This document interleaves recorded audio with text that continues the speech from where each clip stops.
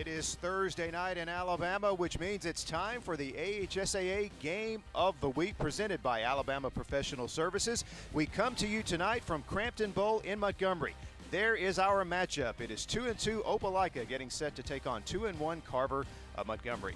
Mickey Shadricks along with Gerhard Mathangani. Gerhard, these are two region opponents out of 6A Region 2. They both won 2 straight. They're both 2-0 in the region. The winner of this game has a big leg up in the region race. A lot of similarities between these two football teams. They both played a very tough non-region part of the schedule. Didn't win any games, but they won games when it mattered in the region. They're both 2-0 heading into this matchup. There are only 3 teams undefeated in Region 2, Russell County, and these two teams we'll see tonight. Let's take a look at key players for tonight's matchup. First off, for visiting Opelika, JT McArdle, their quarterback. Exactly. He's a big boy, 6'3", 231 pounds. He's 14 of 29 overall, filling in for Jackson Bates, who was injured. Close to 200 yards and 3 touchdowns so far on the season for the Bulldogs. Meanwhile, for Carver-Montgomery, their quarterback, Jamar Green, is a key playmaker for them. Both with his legs and with his arms, and he has a big play ability. We'll detail that as the game goes along. He's not a very tall guy or big guy as compared to McArdle, but he's a big playmaker for the Wolverines. Well, we have rain in the forecast tonight in Montgomery. Could play a factor in this matchup tonight. We will continue with our coverage of the AHSAA Game of the Week from Crampton Bowl in just a moment.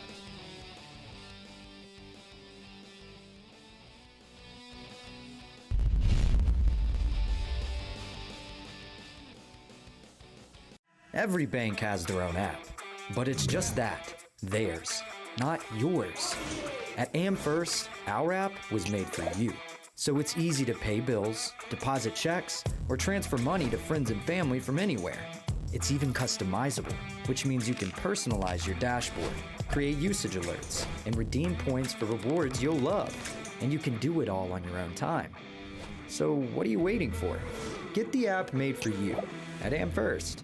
I'm Roger, your in-house expert with Alabama Professional, and your questions keep pouring in to Ask Roger. Judy in Arndale asks, what services can APS provide?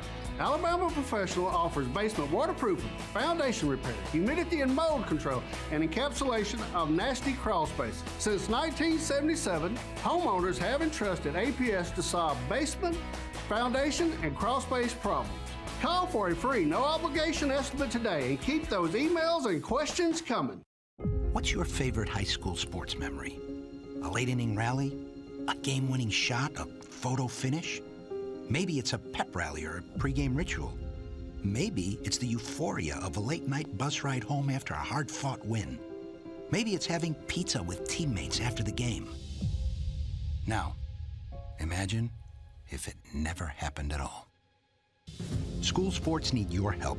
With budgets getting tighter, it's more than the games that are on the line. It's all the traditions, the community pride, the culture of your hometown high school. Plus, all those memories that are on the line, too. What can you do? It's simple.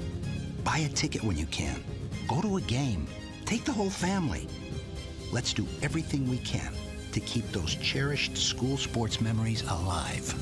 This message presented by the Alabama High School Athletic Association and the Alabama High School Athletic Directors and Coaches Association.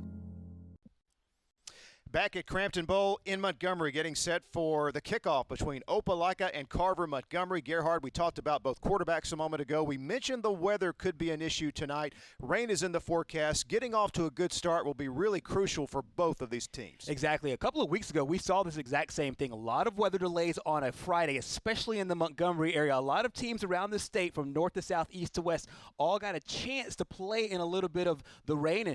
And some had rain delays and some lightning at the stadium as well. So if we have situations arising, we will see how both coaches and players have adjusted from their game a couple of weeks ago. We'll take a break, come back with a kickoff between Opelika and Carver-Montgomery in just a moment.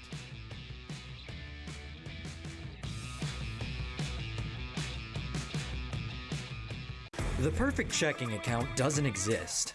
Not at a bank, that is. So why do you keep looking there? At AmFirst, you can get no minimum balance or monthly fees, an instant issue debit card, and free checks with unlimited check writing. But who doesn't want more? Like a rewards program you'll actually use, and convenient digital tools that make it easy to manage your account from anywhere. Now you could try and find that at a bank, or you could save yourself the trouble by checking with us. I'm Roger, your in-house expert with Alabama Professional, and your questions keep pouring in to Ask Roger. Stan in Mountain Brook asked, our basement is damp, musty, and humid. Can APS help? Stan, almost half of the air you breathe comes from your basement. A wet or damp basement worsens allergies and damages valuables. We'll transform your basement into a dry, usable space and improve the air quality of your home. Call for a free, no-obligation estimate today and keep those emails and questions coming. And we are back at Crampton Bowl. There you see the shot overlooking the field. And Gerhard, unfortunately, we mentioned the weather could play a factor. It's already happening before kickoff. There you see Opelika head coach Eric Speakman talking to his team, and obviously there you see the rain falling. It's going to make the field conditions a little bit treacherous in terms of ball security. Obviously the field with the turf won't be an issue, but Gerhard, we could see turnovers playing a factor in this one tonight, as Coach Speakman, I'm sure, is addressing that with his team before they take the field. And across the way there you see Carver coach Marcus Gardner. Exactly. What are the things about the rain that really throws things off is, like you talked about, it's the passing game element, and a lot of teams now practice with a wet football. They make it a part of their practices in each week.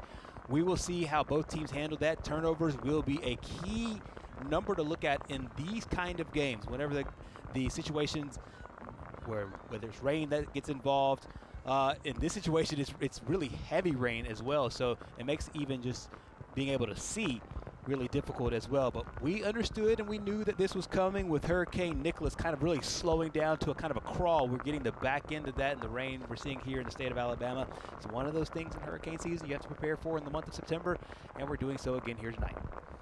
And there we see Charles Gagliano has it teed up and set to kick it off for Opelika as Carver-Montgomery will receive the ball first here in this key 6A Region 2 matchup.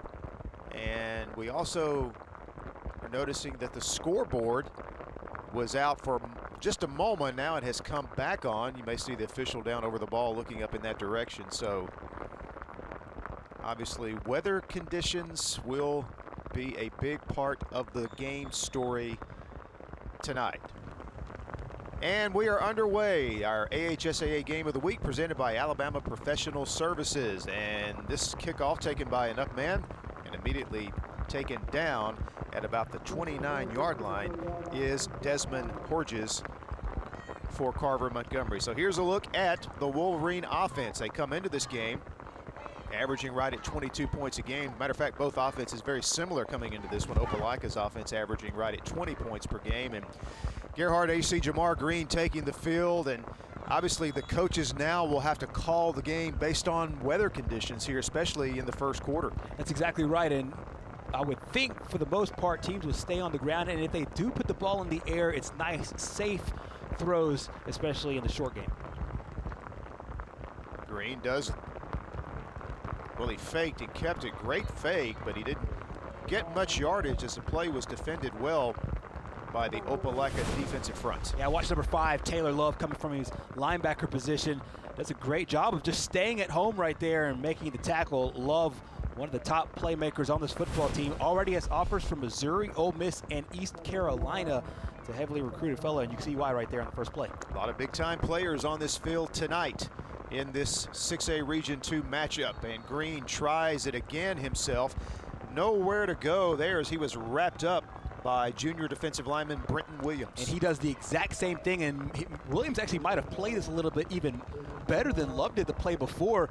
He was able to watch him play the run at first, but then understand that the quarterback was going to keep the ball. It's good vision right there, and then obviously makes a great open field tackle.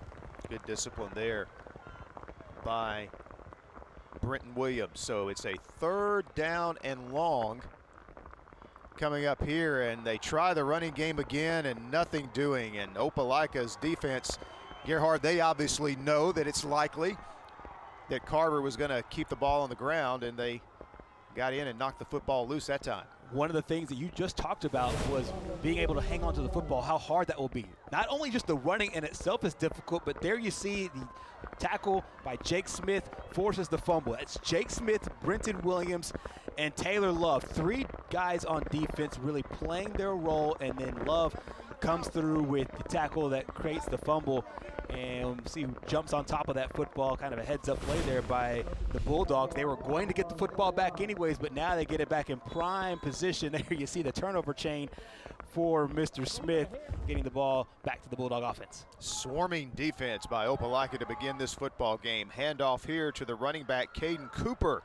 And Cooper with a big first down run on Opelika's first offensive play from scrimmage, America's first down. Leading rusher on this football team, 54 carries so far on the year, 188 yards before this run right here, 3 touchdowns. When this game goes to the ground, they will go to him. And they hand it off to Cooper again, sweeping around the right side. He is chased down from behind by Jaquivius Rusall. And there you see JT McCardle. We talked about him in our open. He did not start the season as the starter, Gerhard, but he is a very capable player. Got great size, too, at 6'3", 231. He really does. And Jackson Bates started the season. And McCardle got a little bit of playing time as the season rolled on, but then Bates was injured, so McCardle became the main guy. They'll also have Gigliano in there, who you saw earlier on kickoff duty, but so far so good for the backup quarterback turned starter. First and goal at the 6. Here is Cooper once again, and he gets it inside the 5. And then the Carver defense catches up to him there, led by Josh May, the junior defensive back. Second straight run going to the short side of the field for the Bulldogs, and great play by the Wolverine defense, eating it up there. Now we have a bit of a decision here for this Opelika offense. Looks like the rain has died down just a little bit from what we saw there in the opening segment of our game, so let's see if they put in the ball in the air here. Second down and goal. Here is Cooper trying to be patient, wait on his blocks, but somebody had him down low by the foot. That was Tyrone Johnson, the senior defensive lineman, with a nice play. Correction, that was Devin German, this senior linebacker, making the tackle. It's a good play there by the Wolverine defense, just held on for dear life, and then his buddies came around and made the play. So far, we have seen a very, very steady dose of big number 23. Correction, that was Johnson on the tackle. Here goes Cooper, untouched into the end zone. So Opelika strikes first. Caden Cooper, a big part of their first offensive series. 3 carries in the drive, and he caps it off with the 4-yard touchdown run. He had every single play on this drive here for Opelika. This is just well blocked. A very, very good play call by the Bulldog offensive coaching staff. All ran it to the short side of the field. You know that ball was on that right-hand hash mark and it never left. And they cap it off for a touchdown. And they cap off the touchdown with the extra point, which is no given in these field conditions. So Opelika gets a turnover, and they get the game's first points as they lead Carver-Montgomery 7-0 here at Crampton Bowl in Montgomery.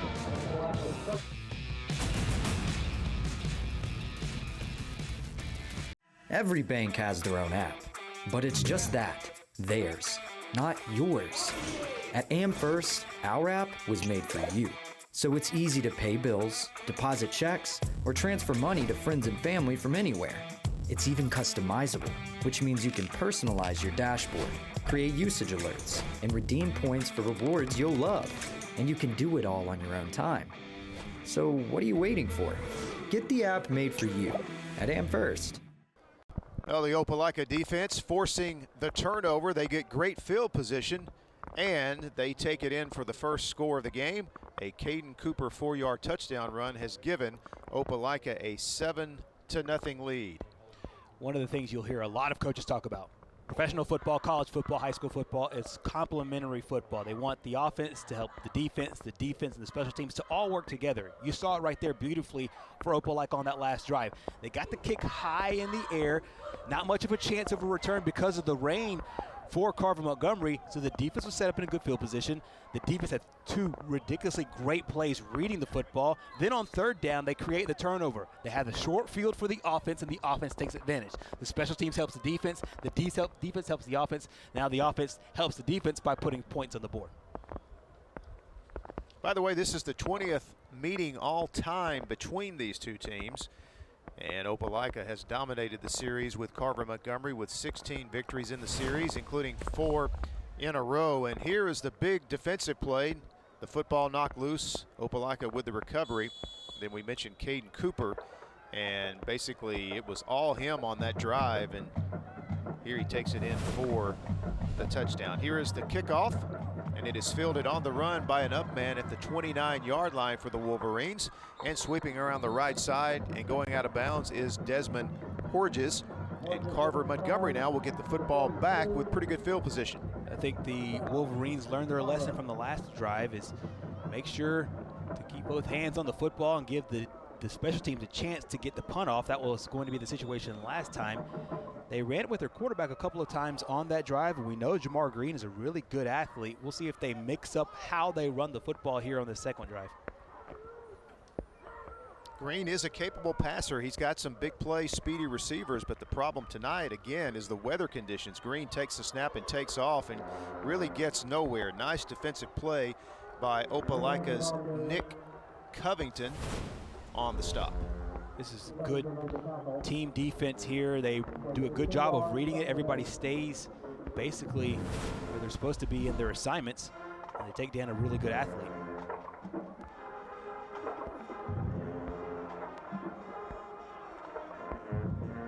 So it is second down.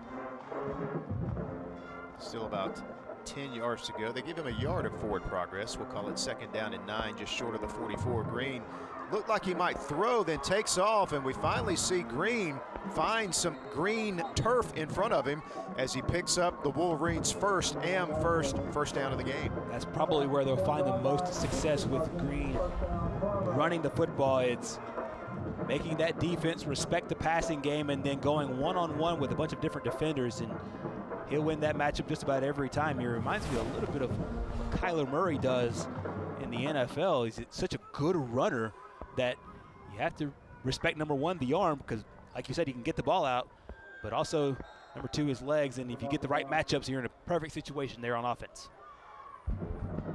Early movement left side of that offensive line is going to cost the Wolverines 5.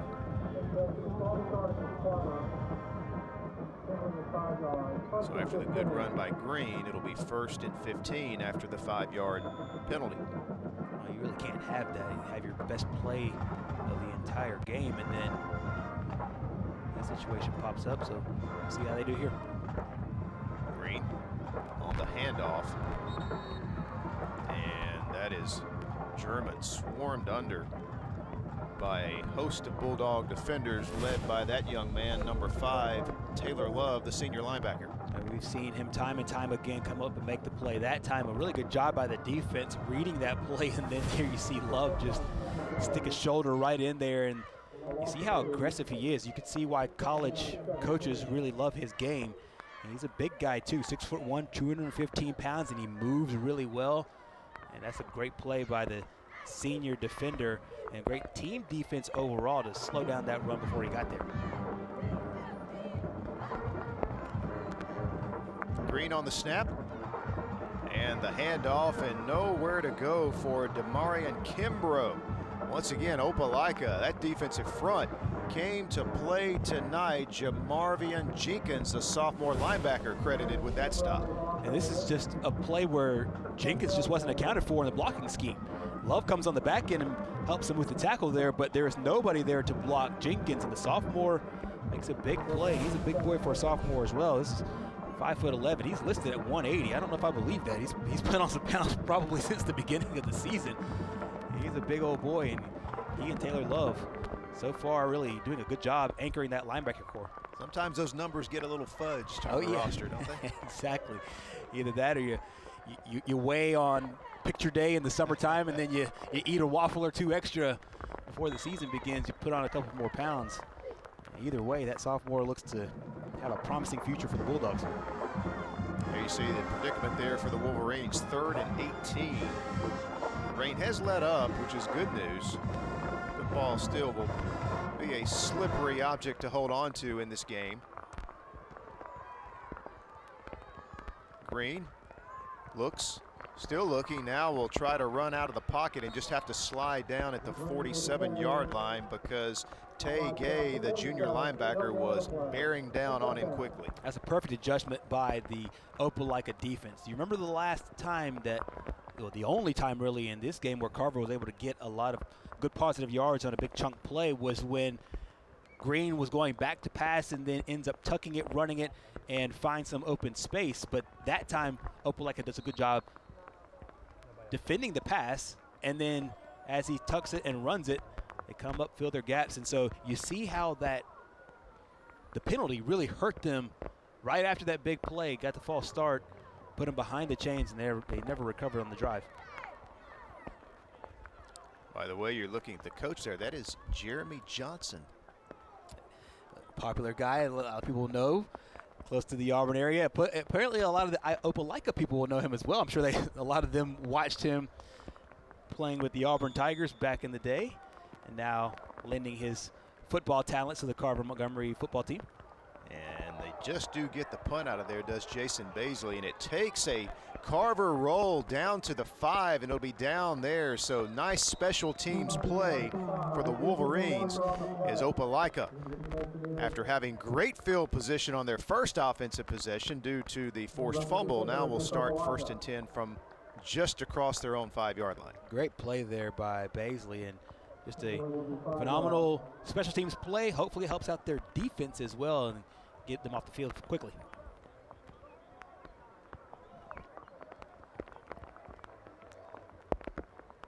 .509 here to play in the first quarter.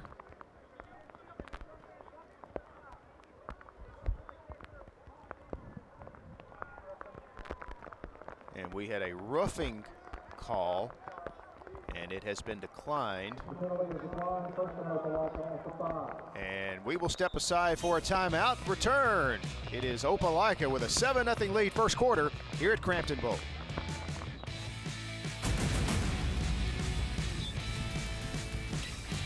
WOTM is the television provider for all Alabama High School Athletic Association championship events and special programs. WOTM is your home for the Super 7 football, state finals basketball, baseball and softball state championships, the AHSAA weekly show, and WOTM also produced the first ever football playoff show, Super 7 preview show, and reclassification reveal show. Your exclusive home for all things AHSAA is WOTM. Contact your local cable provider to request WOTM to your channel lineup. Mr. President, Bessemer Superhighway is backed up. What are we going to do? Are you serious? Get me the King Boys. King Boys Towing is the fastest growing tow and recovery company in Birmingham and surrounding areas for one reason. Our customers are our top priority. Whether your car has been in an accident, is stuck in the driveway and won't start, or you just need a tow to your preferred repair shop, give us a call. Our fleet of flatbed tow trucks will provide courteous and fast service. King Boys Towing, 205-428-3235. And Thursday Night Lights brought to you in part by our friends at AmFirst, with locations all across the state of Alabama. AmFirst puts you first. It is 1st and 10 for Opelika, but before we could snap the ball, another whistle. The officials are going to stop play. We may have a weather delay here. We shall wait to confirm. And I think that is the case. They are sending the teams back to the locker room for a lightning delay. Well, the AHSAA certainly has a policy, and a lot of times people don't really understand a lot of the policies, and it basically is, there's a rule of a certain mileage, and if a lightning strikes within that mileage, of course, with all the radar technology we have today, we know where each and every one does strike. It strikes within a certain mile marker between there and the stadium. It's an automatic break, and you have to wait 15 minutes after the last lightning strike as well. So, of course, we'll keep our eyes on the radars and on the skies here in Montgomery. So a lot of times it's one of those situations where it doesn't have to necessarily be lightning right there where you are, but it is, close enough to the stadium where by rule they will send both teams to the locker room, of course, for the safety of everybody at Crampton Bowl in Montgomery, both the fans and the players. We will step aside for a break and then come back with some AHSAA Weekly in just a moment.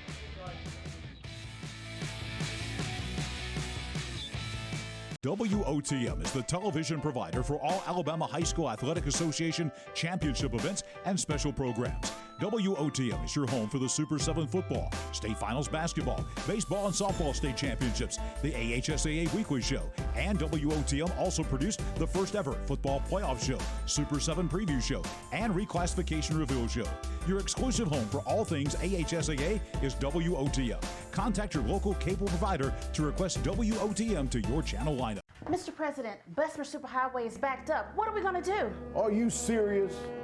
Get me the King Boys. King Boys Towing is the fastest growing tow and recovery company in Birmingham and surrounding areas for one reason. Our customers are our top priority. Whether your car's been in an accident, is stuck in the driveway and won't start, or you just need a tow to your preferred repair shop, give us a call. Our fleet of flatbed tow trucks will provide courteous and fast service.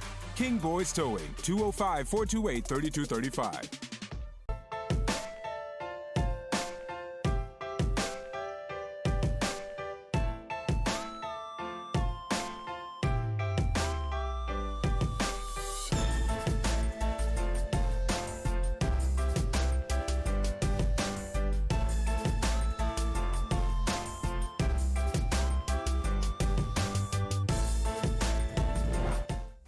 This is the AHSAA Weekly, presented by America's First Federal Credit Union. This is your inside look at everything going on with the Alabama High School Athletic Association. I'm John Holder. Coming up on this week's program, we'll look ahead to this week's AHSAA statewide game of the week here on WOTM. It's Opelika against Carver of Montgomery. We'll have the head coaches of both teams, Carver's Marcus Gardner and also Opelika's Eric Speakman. Also coming up this week, we will speak with the Associate Executive Director of the Alabama High School Athletic Association, Kim Vickers. Also retired volleyball coach and the 7A Making a Difference Award winner, Nancy Shoquist, this week. And we'll have highlights and more, all on this week's edition of the AHSAA Weekly, presented by America's First Federal Credit Union. Every bank has their own app, but it's just that, theirs. At AmFirst, our app was made for you, so you can personalize your dashboard, pay your bills, and redeem points for rewards you'll love. Get the app made for you at AmFirst. Back on the AHSAA Weekly, presented by America's First Federal Credit Union. Earlier in the week, the NFHS Section 3 in Baton Rouge honored former Executive Director of the Alabama High School Athletic Association, Coach Steve Savarese. For 15 years, one of the most satisfying aspects of retirement is, one of the most satisfying aspects of retirement is knowing when you retire that the staff that you leave behind, who I really call my children, because there's two new folks that I would have hired. One of them turned me down before, but Alvin, you did a much better job than I did. But knowing that they're there and going to continue the great traditions of the Alabama High School Athletic Association under the leadership of Alan Briggs, it's just truly rewarding. And it's like watching our children now as they grow and become adults to watch. I hate to call some of them children, but they are to me. And to watch them as they've grown professionally and now take the organization to another level, it's just a wonderful experience. And I want to let you all know, every one of you that I've gotten to know over the last 15 years, thank you for your hospitality, the way you treated Beth and I. We have just enjoyed Section 3. We look forward.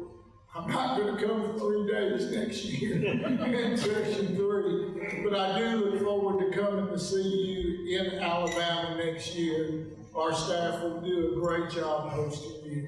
And again, thank you for allowing us to be part of this great session. Thank you. Pardon me? I'm done.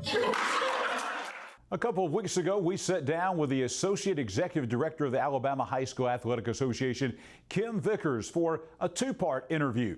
Here's the second part of our interview with Kim Vickers. Well, Kim, we want to talk a little bit more about your background and your personal life. And you grew up in a place, now I'm a small school guy.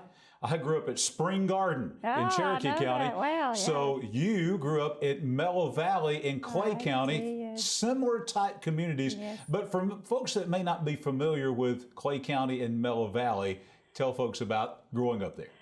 Well, you are completely correct. It is small town, rural Alabama, and it's called Clay County.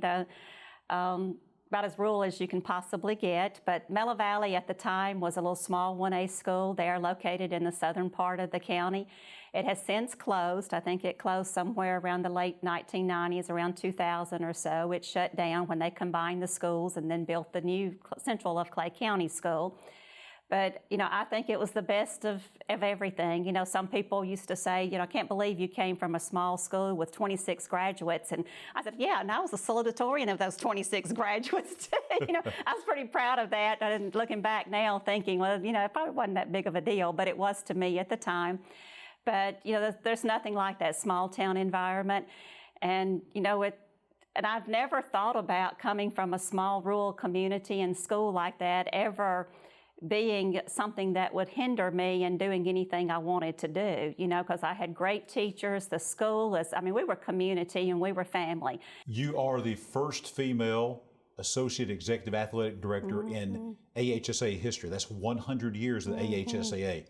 Growing up in Mellow Valley, did you ever think that one day I'm going to be the second in command of the Alabama High School Athletic Association? I probably never thought of it, but, and I don't want it to sound boastful, but I do remember when I accepted the job to be the Director of Publications, I had individuals tell me, I'll give you 5 years or 10 years at the most, and you're going to be running that place. You'll be the executive director. And I just like, oh, no way. So I never thought of myself, it just never crossed my mind. But now Mr. Savarese asked me within like 6 months of working there, he asked me what my plans were, would I ever consider moving into one of those positions? And I said, well, I've never thought about it. And he says, well, you need to think about it because I think you would be an excellent candidate. And that was 6 months into the job. So from that day forward, I started learning anything and everything I could about the association and getting involved with as much as I could. You and Alvin Briggs both worked obviously very closely with Coach Savarese. What has that been like? That made the transition easier for both you and with Alvin, having worked under Coach Savarese that closely in making the transition? It has made it very easy. We always say a good leader hires good people to work for him. And Coach Savarese did an excellent job of building a staff that he could depend upon. And Alvin and I working closely with Coach, I think better prepared us for this. Alvin's going to do things differently and I'm going to do things differently than Alvin. And we all know that, but we were trained and taught by some of the best. And Coach Savarese fully prepared us both to be in these positions. Now, I have been told that you are an expert in AHSAA eligibility rules and bylaws. Is that true? And tell us about that. I don't know. I'd never like to say expert because I always believe the day I quit wanting to learn is the day I need to go to the house. So I try to learn more and more every single year. Now, people tell me I can, like an encyclopedia, like Ron Ingram can quote sports history for 100 years. I'm pretty bad to say, when they ask me a question, I say, oh, it's on page 12 or it's on page 56, and sure enough, there it is. But it's just because that's my job, and if it's my job, I'm going to take it very seriously, and I'm going to do everything I can to know it. And so I have spent a lot of time learning and studying that handbook. Kim, I think it's important that folks out there, sometimes I think there's a wrong perception that the Athletic Association is out to make kids ineligible. Exactly. But the motto really is you're doing everything you can to make young people eligible, right? We do. That is so true. And sometimes it just breaks my heart when I hear people in the, the public make what I call sneer remarks about the AHSAA, that, we're the mafia, or, we're dictators, and we're not. I look at myself as a judge sitting, in a courtroom. I hear both sides of the story. My heart may be pulling toward one way, but there's a rule, there's a law that I have to uphold. And whether I agree with the law or not, or the rule, I have to govern it consistently and fairly. And that's what we try to do. But we do look for every avenue possible to make kids eligible. That's our goal. And we do the best we can in making sure we do that. Now, we talked about your teaching background, but obviously your family is very involved and has been in sports. Oh, yeah. You're not with the Athletic Association by accident. There's athletics. You have to have a passion and a love for sports. Tell us kind of about you and your family's sports background. Well, my husband and I, neither one played college ball, but we both played sports all through high school. Multi-sport athletes, actually. We have 2 daughters, and both daughters were multi-sport athletes, very successful athletes. Going through high school, and I coached. And I will say, my husband was not one of these coaches that stayed at home. He was at everything. I mean, even at practices, if he could be there, he was there. I mean, he was the type helping, work the field. And now our younger daughter was coaching volleyball, but she's not coaching this year. But our older daughter has actually assumed my old role at my former school as the head softball coach. So I try to not be biased, and I just play neutral, but I do try to attend as many of her events as I can. So it's sort of like down the bloodline, that where we played sports, our girls played sports, and we have always supported our school and the athletic programs. Now, I also have been told that, rumor has it, and this is kind of crazy, but that you actually enjoy riding the lawnmower and cutting grass. Is that right? I used to say, and I still say this, I do enjoy it, but my words are always, to me, there's nothing more satisfactory than looking out over a fresh cut softball field that's freshly cut. It's been lined, it's been drug and lined, and we're ready for a ball game. And that smell and just the satisfaction of looking at that, saying a job well done. So I'll admit I enjoyed that, but I do cut a lot of grass. We have a lot of grass where we live, and so I cut a lot of grass. Kim, before you leave us today, just we've talked about a variety of subjects, things like that. If you want to talk to the folks that are watching around the state about the Athletic Association and what the future holds for the AHSAA, what would you say to parents and athletes and even our coaches and administrators, everybody involved with high school athletics in Alabama? Well, my passion, since I've been working at the AHSAA, that we need to, all get on the same page, that it's not about winning.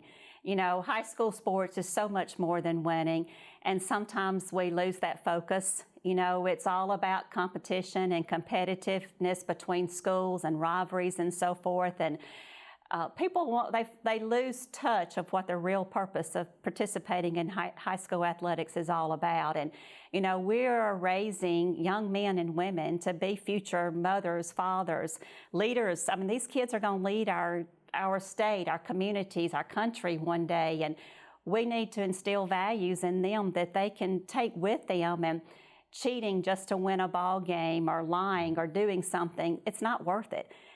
Because we want these kids to learn every life aspect that they can carry with them. And that's probably the main thing that if I could communicate is don't lose sight of what we're doing this for. And we do it for these kids, not for these parents. We do it for the kids. And we all need to stay focused on that. Kim, congratulations on the new job, and also thank you for spending some time out of your busy schedule here with us on the AHSAA Weekly. I appreciate it, John. Thank you.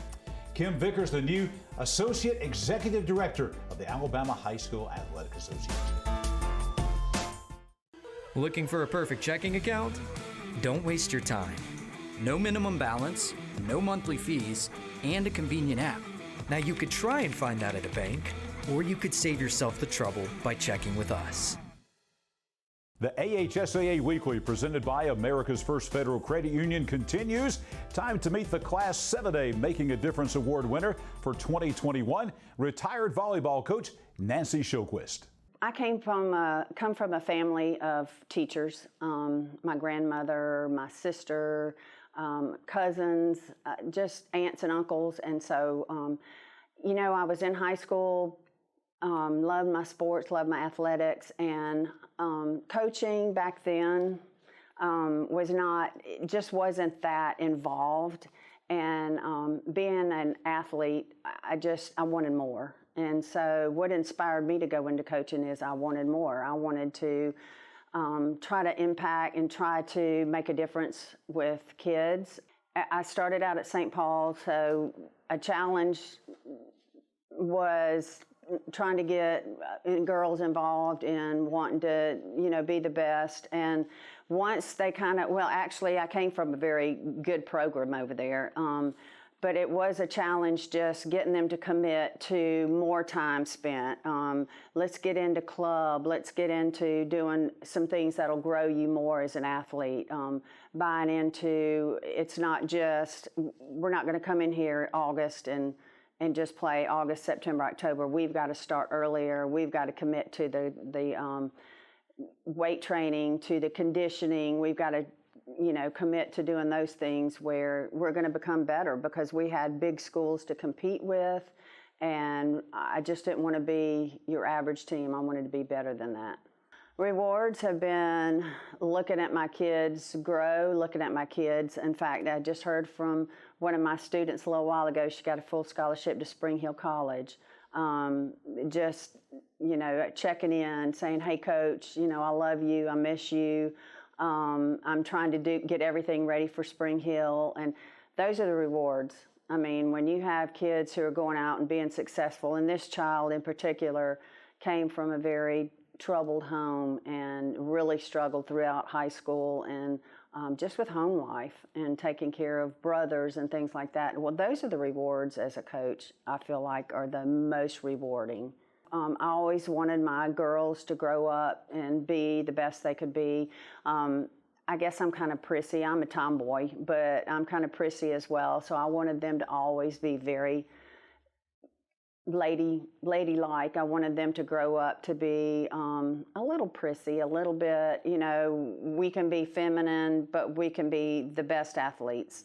I think you'd be surprised when you come out and you watch them practice and you watch them play, just what phenomenal athletes they are, and but also how feminine and how, you know, they can just personify the female athlete, just a gracious female athlete. I think one of the biggest things that taught me was patience. You know, you don't know what they're coming from. You don't know what their lives are like. Even the kids who had a little bit more, you don't know even in their lives what they're coming for. I mean, I dealt with anorexia, bulimia, and you never knew. And I did have those great experiences with those girls one-on-one where we could sit down and we could talk about what's going on and those things. I mean, I've dealt with kids who talk about suicide and things, and you know, until you're one-on-one and they feel comfortable with you, and then they're able to go to say, Coach, I've really got some things I need to talk to you about, you know, and of course then you have to move that on to someone else, but they feel comfortable enough to bring it to you where you can take it to the next level to get them help. It's just an experience in my life that I'll never forget, and I'm just so thankful that I've been able to experience and help so many kids. Yeah, there's so many situations that I've seen and I've been involved with these kids where they've been afraid to say something. They've come to me, you know, I think I've told this story, you know, I had a child who was raped at gunpoint, and she was afraid to go to her mom, so she came to me, talked to me, and then we got with her family and we did everything we were supposed to do at the hospital and called you know, but she spent the night with me. She was scared to be at home with her family, with her mom. And, you know, you just, again, you go back to, you have no clue what some of these kids are going through. Hopefully most of them have wonderful, loving families, but you have families that just are not as supportive as you would hope they would be for these kids, because they're just kids, you know. I just believe that if I'm going to do something, then, you know, I'm not going to sit back and do it halfway. I'm not one of these coaches who ever sat still. I was up constantly moving, talking to the girls on the court. You know, if you're not going to show passion, if you don't show the positive body language to them, then you're not being an example for them to want to put everything into it.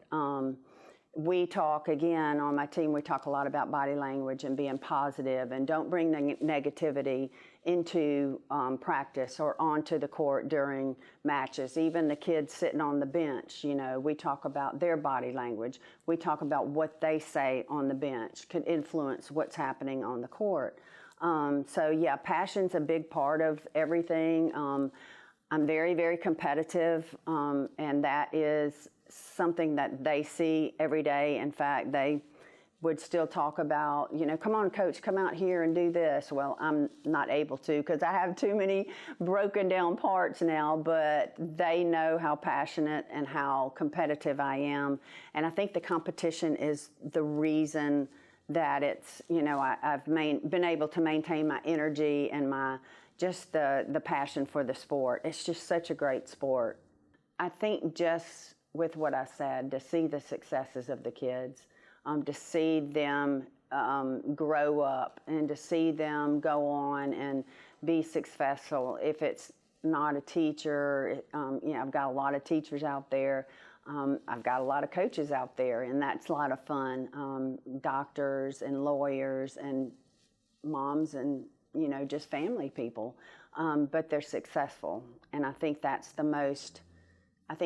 reward, the biggest reward that I've gotten as a coach, is just to see that my kids have gone on and been successful.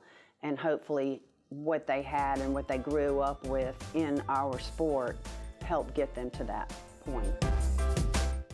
Every bank has their own app, but it's just that, theirs. At AmFirst, our app was made for you, so you can personalize your dashboard, pay your bills, and redeem points for rewards you'll love. Get the app made for you at AmFirst. Back on the AHSAA Weekly, the AHSAA statewide game of the week here on WOTM this Thursday night, a game between Opelika and Carver-Montgomery. We're speaking now with the head coach of the Opelika Bulldogs, Coach Eric Speakman. Coach, glad to have you with us this week on the AHSAA Weekly. Hey, great to be with you. Glad to be here. Coach, your football team, a very important region game coming up on Thursday. You start off the season playing two games as tough as anybody with Callaway, Georgia, and Auburn, but the last couple of weeks you've bounced back very nicely. You had the win against Sidney Lanier and then a very solid win against Eufaula. Just tell us where your football team stands right now. Yeah, I think we've really grown the last couple of weeks. We had those two tough losses to open the season versus Callaway and then Auburn, two really quality opponents. And, you know, that Auburn game, we treat that kind of like a semifinal game. So that was a big game for us. Unfortunately, we lost, but I think we found out a lot about our team. And then we've had two region wins since then. So we're 2-0 in the region and hopefully can play well Thursday night in the game you're going to broadcast. Coach, let's talk about your opponent, Carver-Montgomery. I know you've seen film on them. They've played 3-4 games. So what are your impressions of Carver? Really good football team. They played Enterprise to open the season, played them really tough, and they're also 2-0 in the region. So it's going to be a good game between two really good teams there Thursday night. And, Coach, this is really kind of a driver's seat game as far as early region plays goes. Those first two losses we mentioned, those were non-region games, so you're undefeated in region play as well. Just talk about the importance of this game as far as region play goes, and this is a big game as far as determining seeding in the region as we move through the season.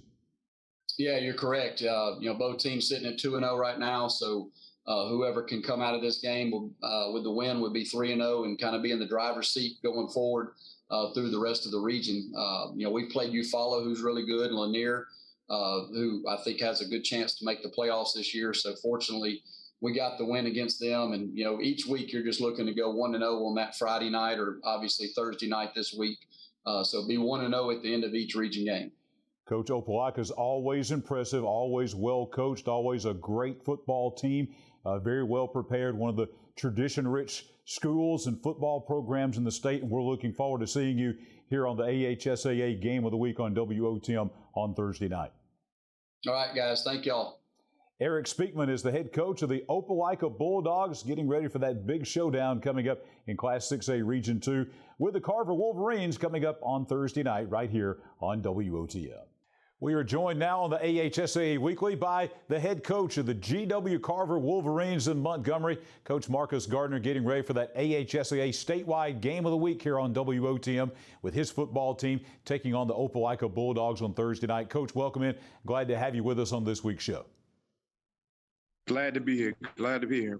Coach, this is kind of for the battle for supremacy in Class 6A Region 2. You're 2-0. Opelika's 2-0. Whoever comes out the winner of this game is going to be very good position for playoff, maybe even winning a region title. Yes, sir. We taking every game one at a time. Like I told the guys, right now it's a region championship game. But that's how we got to look at it, because right now, the first game right now is Opelika. So we tied in the region, so we have to win it to win the region. So that's how we approach it every day. Coach, you open up like Opelika with a loss, but that was to maybe the most underrated team in this state, a very, very good enterprise team. But since that time, a couple of big wins. You had the win against Valley and then a big win against city rival there, Park Crossing last week. Just the momentum that your team seems to be building here in the last couple of weeks. Yes, sir. Enterprise was a great test. Like I said, 7-day program. They do what they do well, and they're going to be disciplined. So we got a young team. It was a great test to see where we are, and I think they kind of came out seeing that just following the program and play next players at a time, and they saw that we had success, and that's kind of rolled over to Valley and Park Crossing. Coach, your thoughts on Opelika, a tradition-rich program. These two teams know each other very, very well. Your thoughts on playing Opelika and the challenge they present on Thursday night? To be a program, you got to be programmed. So I think we're a program. We're building ourselves into a program. So there's no other test than playing a juggernaut in the state. Their guys play hard, play fast, and disciplined. So it's a great test for us to go out and play and prove that we're a program in the state. What's the best thing you've seen about your football team so far? What's the one thing that you're hanging your hat on, so to speak? The guys are bought in. They bought in early from the summertime and some springtime. Every time we challenge them, they come back and fight back. And like, we can't put them in a hole they can't fight out of. So I think that's going to show some resilience in the season. And they're going to be able to fight against some stuff that they haven't fought in the past. Coach, it should be a great game. We're looking forward to bringing that to a statewide audience here on WOTM. The Carver Wolverines, the Opelika Bulldogs, in the friendly confines of the Crampton Bowl on Thursday night. Coach, thank you for joining us here on the AHSAA Weekly. Okay, thank you for having us. Marcus Gardner, head coach of the Carver Wolverines. Thursday night, Carver and Opelika here on WOTM. Looking for a perfect checking account? Don't waste your time. No minimum balance, no monthly fees, and a convenient app. Now you could try and find that at a bank, or you could save yourself the trouble by checking with us. Closing out this week's edition of the AHSAA Weekly, presented by America's First Federal Credit Union, highlights of last week's AHSAA statewide Game of the Week here on WOTM. Pleasant Grove and Winona in Metro Birmingham. Here's Mickey Shadricks and Gerhard Mathangani. Well, second-ranked Pleasant Grove came into this matchup tonight against Winona. Gerhard is the heavy favorite, and they left with a dominant win over Winona, 43-7. We knew that this team coming in has so much firepower, but they showed it really from the beginning of the football game and then really transferred it over into the second half. We obviously had that running clock in the second half, but Winona, once again, they were able to put together some drives, but they weren't able to do anything consistently. The consistent game was the Spartans all the way through. And they were led by Young and Lacey, the dynamic duo on offense, the quarterback and the running back for Pleasant Grove. As we take a look at the highlights, you will see a lot of number 1 and number 5 in these highlights. Started with the very first play of the game. You give it to Lacey, and the senior turns on the Jets, and he's gone. And that was kind of an indicator of what the night would be like offensively for Pleasant Grove. And then Young, with his legs here, taking it in for the touchdown, the early 12-0 lead for Pleasant Grove. And then Lacey, doesn't matter if he was running to the inside or to the outside. Here, just an impressive run, stops it right there on a dime, shows his athleticism. And then he's able to get into the end zone a few plays later, shows the strength there at the very end of the run. A couple of touchdowns for him in the early going, and then they used the special teams to set up their offense as well. It was Kyron Burrows, who had a lot to say about the final one in this game, with a nice punt return there, led to yet another big run. This is another direct snap to Lacey, and Lacey takes it all the way deep into Dragon territory. And then once the running game was solidified and they had to respect the running game, they started to go through the air, and Young showed that he is one of the best in the state. Burrows, Parker, both in the end zone for the Spartans there in that first half. Then as we went to the second half, a little bit more from Young in the passing game. Saw a lot more from Parker as well. And then even when some of the younger players got in, they made their presence felt as well. Markel Jordan getting into the end zone for Pleasant Grove. And then the defense for Pleasant Grove really was lights out and made Rico Wells and this offense really work for Winona. Didn't really matter who was in the game, whether it was the young guys or that first unit. They were able to finally get into the end zone late in the game. Rico Wells over Corin Williams, but this one was all, like you said earlier, Pleasant Grove. And we close out the show this week as we take you to football action in South Alabama in Class 3A. Bayside Academy from Daphne, Hillcrest of Evergreen. This is a highlight that made it on ESPN. A great touchdown run by Bayside Academy's Zach Cottrell. Look for the guy in motion. Kittrell, handoff fake to Stewart. Kittrell on the keeper. Bounce backwards, still on his feet, looking for running room. He will make some nifty little moves and still on his feet. Inside the 30, down to the 20, to the 10. Touchdown, Zach.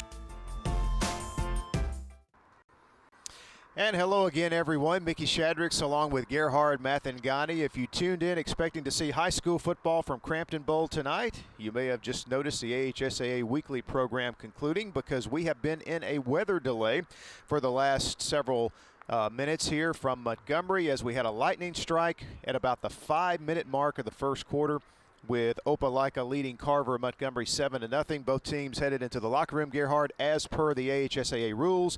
We understand that we're about maybe 9-10 minutes away from resuming the game if the weather cooperates. So obviously we knew this. We talked about this in our open, that the weather could be a factor, and it certainly was. Exactly, and it really affects the game multiple ways. It affects the game mentally and physically. You just came out of the locker room. You're all juiced up. You're all geared up. Opelika had a possession. Carver-Montgomery had a possession. Opelika was on its second possession, looking to keep that momentum going. Now you go back into the locker room, and so we get a little situation now where both teams will essentially get two halftimes. You got one essentially here in this first quarter, then you'll get your traditional halftime as well. The adjustments now are, I think, on Carver's side more important, because they had two possessions. They didn't really get anything going offensively. Can they change anything offensively? We'll see what they do here in the second half. But really, the game was controlled defensively by Opelika. And when they did get the football back on offense, Mr. Caden Cooper had a really, really solid day and then took it in for the touchdown. Now, like I said earlier, they're back on their second possession. And Carver not able to get anything going outside of one great quarterback run there by Mr. Green. So we'll see, how both teams really handle it, but it is a little bit difficult on both the body and the mind whenever you do have a situation where these things happen in the first quarter.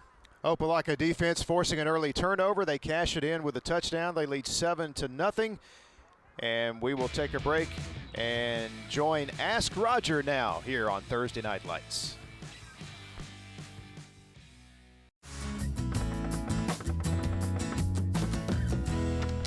Hello, Birmingham. I'm Ashley Daniels with today's Ask Roger segment. Of course, joining me today is Roger. Hello, how are you today? I'm great. How are you? Good. Well, we've had a ton of rain this summer. I think we all know that. And that can really do a lot of damage to your foundation. What can people look for, or are there signs that you do have damage? Well, what you can do is look around the outside of your home, especially when it's really rainy. Rain will wash the foundation mud away and all like that. So look for cracks in your foundation. Look for water coming into your basement and stuff like that. That means we have a foundation problem. this way you can come out, look at it. We can give you an easy fix for it because it's easier to fix it at the beginning than toward the end. Then it gets very expensive to get it fixed. What can happen if you don't get it fixed?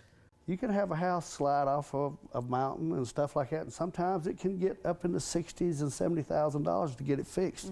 At the very beginning, it might be $2,000 or $3,000, but toward the end, it can get very expensive. It just gets worse. Correct. Okay. But on the other hand, a lot of people don't understand that when it starts drying up, we have issues also with foundations. They also need to look for cracks and all like that. They can go upstairs, look for cracks around doors and everything like that. This way they'll know if something's going on, because during dry seasons, the ground dries up, shrinks, and the foundation is going to follow the ground. I do remember a few years ago when we had a drought. Correct. And it had been raining a lot before, and then we had this drought, and so that can really do damage on a house. A lot of damage. And usually on a drought, you don't see the problem for about 2 years. All right, if you have any questions, you can email Roger at askroger@alabamaprofessional.com. Ask Roger is brought to you by Alabama Professional Services. The perfect checking account doesn't exist. Not at a bank, that is. So why do you keep looking there? At AmFirst, you can get no minimum balance or monthly fees, an instant issue debit card, and free checks with unlimited check writing. But who doesn't want more? Like a rewards program you'll actually use, and convenient digital tools that make it easy to manage your account from anywhere. Now you could try and find that at a bank, or you could save yourself the trouble by checking with us. WOTM is the television provider for all Alabama High School Athletic Association championship events and special programs. WOTM is your home for the Super 7 football, state finals basketball, baseball and softball state championships, the AHSAA weekly show, and WOTM also produced the first ever football playoff show, Super 7 preview show, and reclassification reveal show. Your exclusive home for all things AHSAA is WOTM. Contact your local cable provider to request WOTM to your channel lineup. This is your invitation to shop Team One Nissan in Albertville. Everyone likes doing business with people you know and trust. Our entire staff at Team One Nissan is people that work and live right here in our community. People that are your neighbors. So when you're shopping for your next vehicle, shop where you get hometown service. And speaking of service, our staff is here to serve you. Check us out at teamonenissan.com. Since 1848, First Bank of Alabama has been dedicated to our customers and excellence in all areas. With constant improvements to our facilities, to adding new products and services to better serve you, our team is fully engaged in all the communities we serve. First Bank of Alabama knows that time is money, so we offer hometown services with advanced technology that allows you to bank on your own schedule. We want to be your community bank, so stop by. Come see us at First Bank of Alabama, where you're always first. And back at Crampton Bowl in Montgomery, the story so far has been the weather. We are in a lightning delay, hopefully just about set to resume play between Opelika and Carver-Montgomery. Our lightning delay occurring at the 5:09 mark of the first quarter, with Opelika leading 7-0. And Gerhard, we talked about the significance of this game. 6A Region 2 taking center stage here at Crampton Bowl tonight. Both of these teams 2-0 in region play so far. They both have won 2 in a row. They both hit the road for 2 road games the next 2 weeks. So this is a big game here, and Opelika really looking strong defensively. That was really the story of the first 7 minutes of the game anyway. Exactly, and the rain took a little bit away of what Carver wanted to do offensively, I'm sure, because getting the ball in the air is one of the things they do really well with Green there as their quarterback. Meanwhile, you take a look at the standings right here. These are the overall standings, but as of right now, Carver-Montgomery, Opelika, and Russell County, your top 3 teams all have a 0 in the loss column as it relates to the region. So the winner of this game will have at least a share of first place, depending on what Russell County does tomorrow. So as you mentioned, a very big game for both teams as they try to set the stage and set the stride for this region, Class 6A Region 2, as they move forward. And taking a look at the 7A Region 3 standings, and boy, I tell you, everybody knows about this region in the state of Alabama. There you see the big 4 at the top there: Hewitt, Trussville, Hoover, Oak Mountain, and Thompson, all at 4-0. And this kind of leads us in to talking about tomorrow night's huge Friday night rivals matchup It'll be live at 7 o'clock on WABM 68 in Birmingham, and it'll be Hewitt, Trustful, and Thompson. You think there'll be a few folks around the state tuning into this one, Gerhard? If you like high school football in the state of Alabama, this will be the score you want to see. This will be the game you want to see, and how it all plays out. The defending 7A state champions, a top 5 team in the nation in Thompson. They'll take on Hewitt Trustful. This is a team that I think a lot of people think of the main teams that are in this region, which ones can actually pull off the upset and knock off Thompson. I think Hewitt Trustful is in that small group. I think Hoover's in that small group. Hewitt Trustful will have their crack at the Warriors coming up tomorrow night. That should be a great one on Friday Night Rivals. Once again, it'll kick off at 7 o'clock on My 68. If you're out at a high school game and missed the live coverage, you can tune in and catch the replay 9 a.m. Saturday morning on WOTM. Should be a great game tomorrow night between Hewitt Trustful and Thompson. We're hoping for some great action tonight from Crampton Bowl. If we can get out of this weather delay with Opelika and Carver-Montgomery. We'll be back to Crampton Bowl in a moment. The perfect checking account doesn't exist. Not at a bank, that is. So why do you keep looking there? At AmFirst, you can get no minimum balance or monthly fees, an instant issue debit card, and free checks with unlimited check writing. But who doesn't want more? Like a rewards program you'll actually use, and convenient digital tools that make it easy to manage your account from anywhere. Now you could try and find that at a bank, or you could save yourself the trouble by checking with us. WOTM is the television provider for all Alabama High School Athletic Association championship events and special programs. WOTM is your home for the Super 7 football, state finals basketball, baseball and softball state championships, the AHSAA weekly show, and WOTM also produced the first ever football playoff show, Super 7 preview show, and reclassification reveal show. Your exclusive home for all things AHSAA is WOTM. Contact your local cable provider to request WOTM to your channel lineup. Tired of being treated as a zero at car dealers? Well, at the Serra Automotive Group in Sylacauga, you're the hero with zero down and low monthly payments. Tony Serra Ford says try zero down on F-150s with payments starting at $419 per month. Serra Honda says zero down on Civic LXs starting at $339 per month. Serra Nissan says zero down on new Nissan Kicks and payments starting at $299 per month. At Serra Automotive, you're never a zero with zero down and low monthly payments. Serra Automotive, located on Highway 280 in Sylacauga. Welcome to the award-winning Chocolaca Park in Oxford, Alabama. We believe Chocolaca Park is the place to be, and our fans agree, describing the park as breathtaking, professional, and fun for all. With plenty of parking, restrooms, concessions, and a top-notch staff, we are confident your experience will be second to none. Join us today at Chocolaca Park. And the good news, we see both teams filing back out onto the turf here at Crampton Bowl in Montgomery.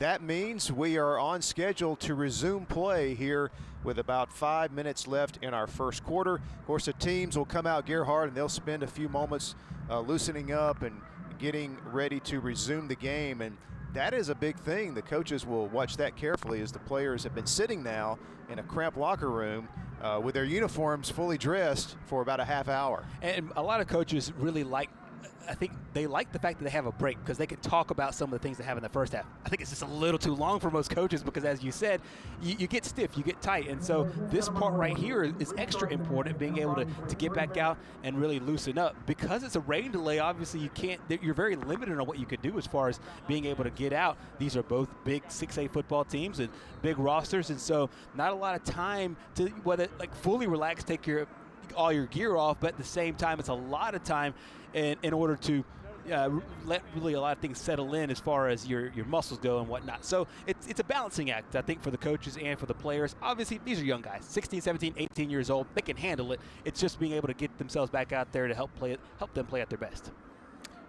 And so we are just moments away from resuming action here late in the first quarter.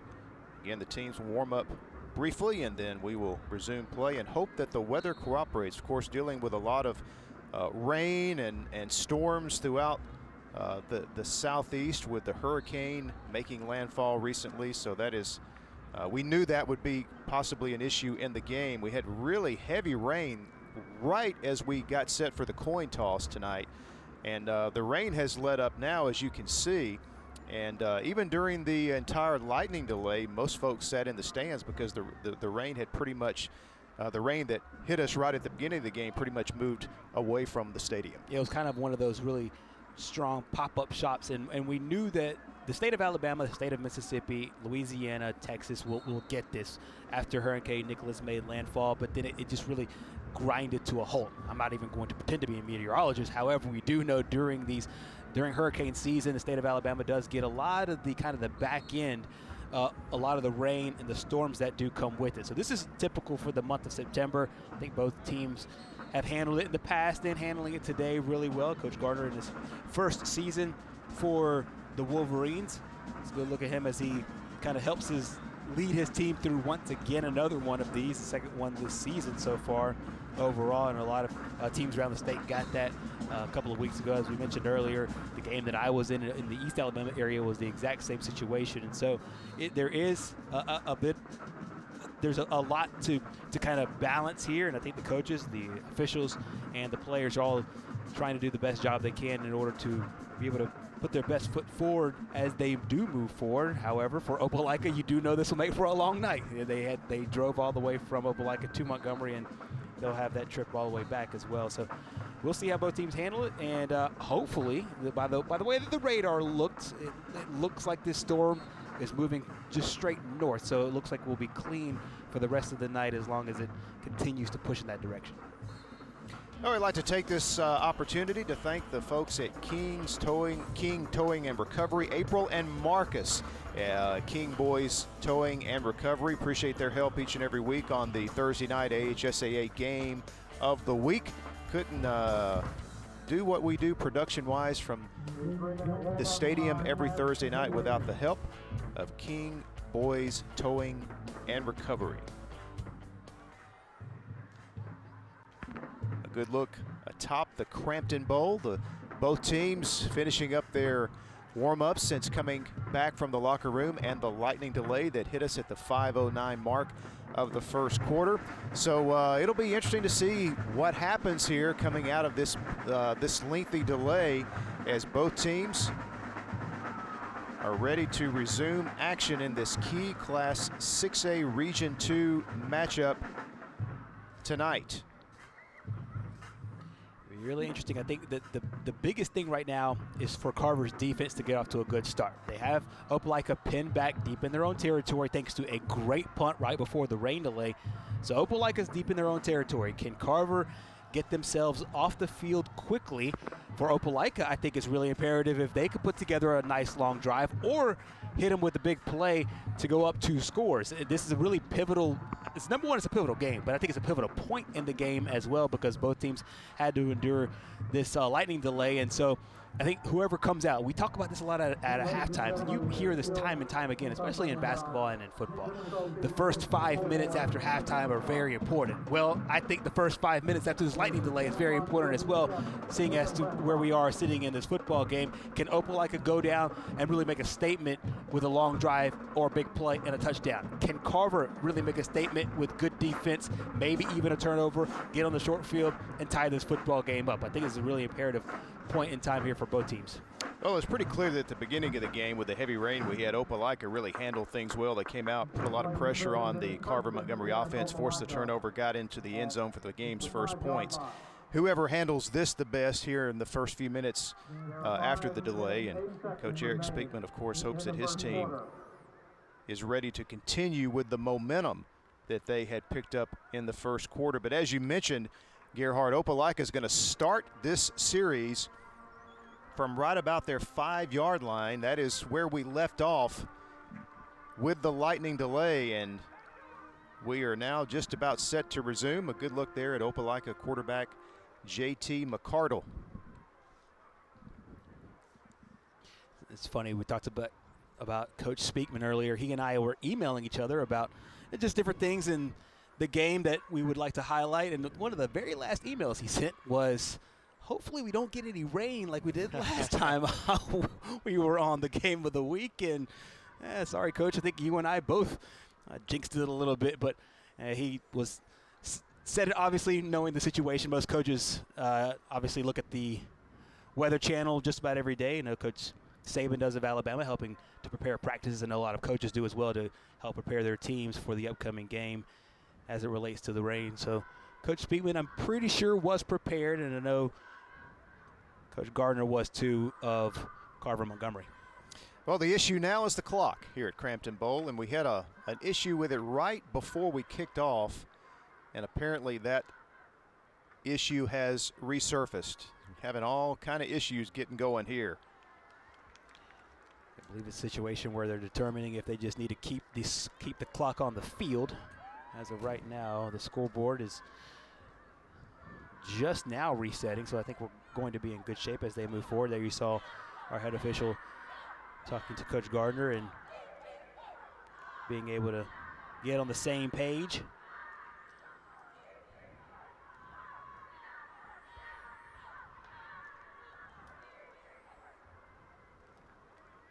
So our half-hour lightning delay is turned into a little bit longer of a delay. Reminds you a little bit of a hockey game. You have that intermission after that first period and a long one. And here we are back again. We resume play at 8:15. First down give up the middle. And this is Caden Cooper. The young man has been a workhorse here in the first quarter of this game as Opelika has gone to him over and over again here running the football. If I'm not mistaken, he has touched the ball on every play so far. He did so on the last drive, and there he is on first down on this one. And the trend continues. Cooper wrapped up from behind by Jaquavius Rusall, junior linebacker. So it'll be third down coming up for Opelika. And I think this is a big play for this Carver defense. If they could come up with a third down stop, get the football back with good field position. That's exactly right, and this is what we talked about earlier. I think this is really important for this Carver defense to get off the field in this series. Third down and 2. They give to Cooper, trying to get around the corner, gets a great block, gets the first down and more.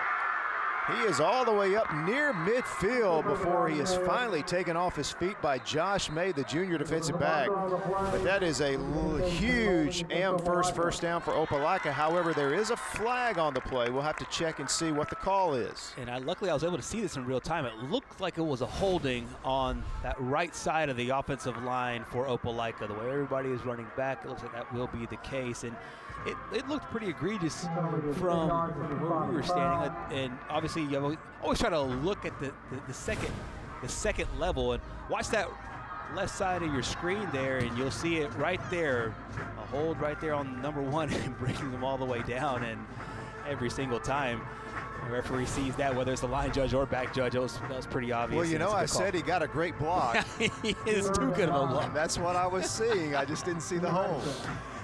Well, obviously we don't have the advantage point that the official has, but seeing it there on the back end, it was quite evident, and we'll bring it back.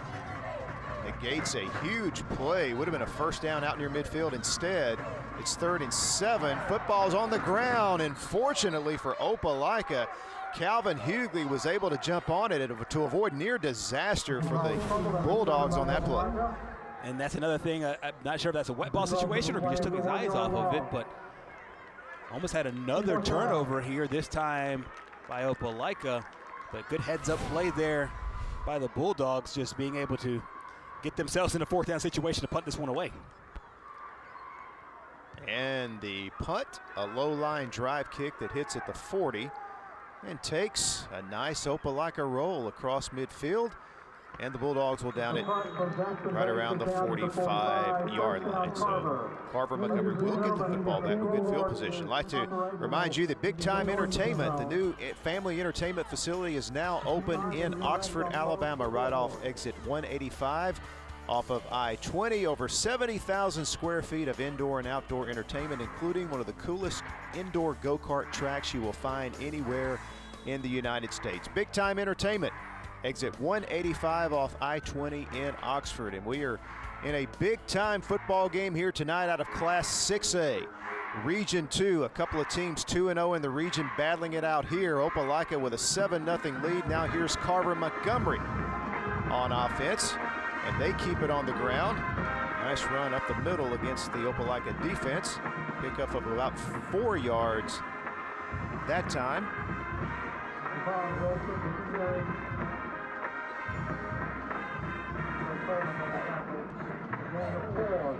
So it'll be 2nd down and 6 coming up for the Wolverines.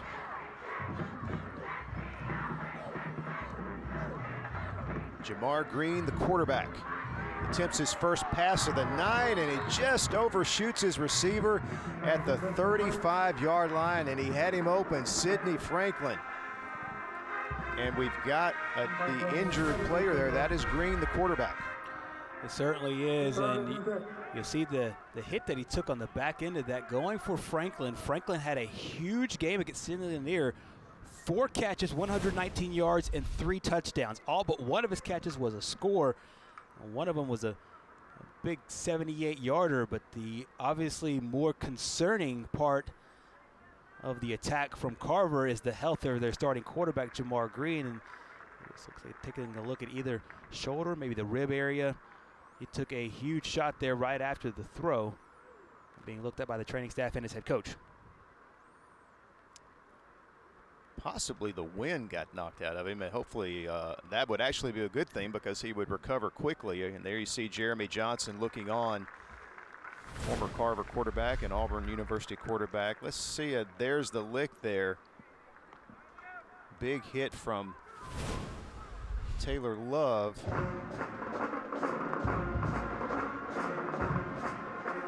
Of course, Coach Gardner hoping his starting quarterback will be able to return. He's such a key factor for them offensively. There you see Green kind of favoring, obviously I think it's a wind issue, but also took a shot there around the chest area. So he'll go out of the game for now, and that'll send in the backup quarterback. And he gets hit trying to throw the football. It's loose and it's scooped up by Trey Coleman.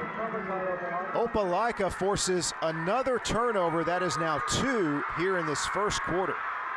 Well, that's another big blow there. And you see the backup quarterback, LaQuinton Underwood. And he's a young guy, just a sophomore, and a big play. 2 big plays overall by the defense from Opelika. One that looked Franklin, if it wasn't thrown high, it might have gone for 6. And then that time, the future college prospect, Taylor Love with the hit and the scoop and the almost score. A touchdown saving tackle there at the very end by the Wolverines. But once again, the turnover chain, or the turnover, I should say, shoulder pads, go over to Opelika. And once again, the Bulldogs in good field position. And the first pass attempt of the game by McCardle is well short of the intended receiver, Grady Bynum. So it'll be 2nd down and 10. Looks like the issues are starting to mount up here for Carver-Montgomery. We'll see what they're able to do offensively, but this defense is really ratcheted up for the Opelika Bulldogs. Carver got exactly what they wanted defensively, getting off the field. However, that turnover was big.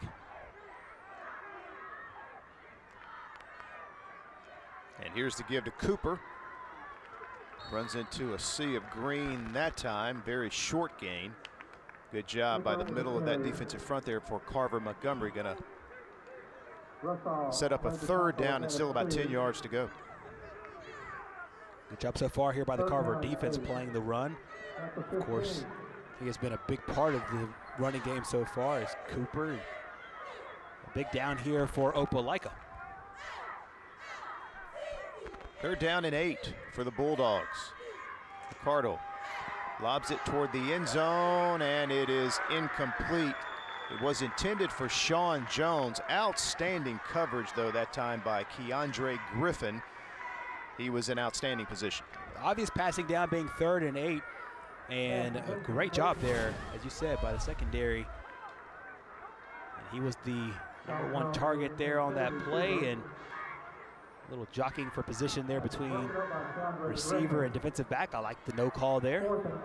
And it's a 4th down situation, and we'll see McCardle getting a nice little coaching lesson right there. 32-yard attempt. Gagliano, low snap, but he gets it up, and No good. It was wide left. I'm surprised they were even able to get the kick away with the low snap. Nice job that time by the holder, Bryce Speakman, to even give his kicker a chance, but unfortunately for the Bulldogs, they miss it wide left. Shot there, have more points on the scoreboard, and kind of credit once again the Carver-Montgomery defense for playing well. They did so on the very first drive. They were able to get off the field, and then deep in their own territory, they force a field goal, and because of the execution, not able to get any points there. So I think a lot of both teams have a lot to be proud of so far. So what we've seen in the second, and not the second half, it felt like halftime. So we have a situation for Carver-Montgomery where their backup quarterback Underwood still in the football game. And they give up the middle. Gain of about 4 yards for number 19, Javon Wilson. We'll see how much this changes the play calling for Carver-Montgomery with Underwood in the football game.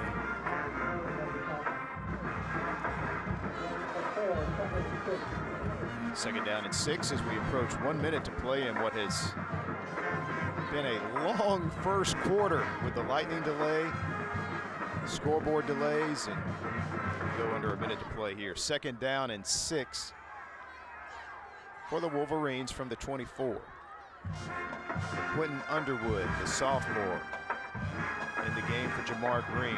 His pass is incomplete. Had a couple of receivers in that area, but both of them broke off their route, so it will be third down and 6. We see this a lot in football when you have a backup quarterback. A lot of what really hurts is because you don't take all the first team reps. So sometimes getting on the same page with your receivers takes a few throws. I think that's what we're seeing right now with Underwood in this game. We'll be a bit surprised to see if he goes to their top receiver, Sidney Franklin, who had a great game in their last matchup. Also have Aquarius Jamerson, Joaquavis Roussel, also top targets in the passing game. Third down and 6. Underwood throws it up for grabs, and it is incomplete at the 50-yard line. And he takes a shot after throwing that football. And once again, just we saw on the turnover earlier, just another big hit here, and he'll feel these tomorrow. It's another one by the Opelika defense, and this will be a really kind of a gut check moment here for the offense for the Wolverines. This is a very physical Bulldog defense. Jackson Bates in to do the punting. A low kick that will take a Carver-Montgomery roll. Down inside the 35-yard line. They'll down it at the 34. And I tell you, this game so far here in this first quarter, it's been about the aggressive style of play by this Opelika defense. It really has, and it's really not just one player. They have, of course, Taylor Love, who helps anchor that defensive unit. But we have seen several players really come up and make big plays, both in the passing game that we saw on the last drive and in the running game as well. And when they're able to put pressure with 4 players, it really opens everything up for their defense. They can send exotic looks at defenses and also play the pass very well. So hats off to the Bulldog defense so far. First down for the Bulldogs, McCardle with the handoff, and good job of defending that running play as the Opelika back, Calvin Hughley, the freshman running back, only able to pick up a couple of yards on the play. Hughley, kind of the number 2 back in this offense, scored a touchdown last week. Came into this game with 9 carries, 64 yards, and a touchdown.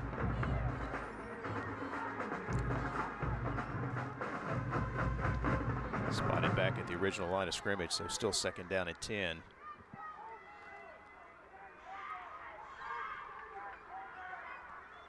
McCardle, his pass is caught at the 41-yard line by Javante Connor, the junior wide receiver. Good size at 6'4", 215 pounds. They're very, very big up front. And we'll see how they attack this and continue to attack this as we go to the second quarter. End of the first quarter. It is Thursday Night Lights from Montgomery. Crampton Bowl 6A Region 2 on display tonight. So far so good for Opelika. They have a 7-0 lead.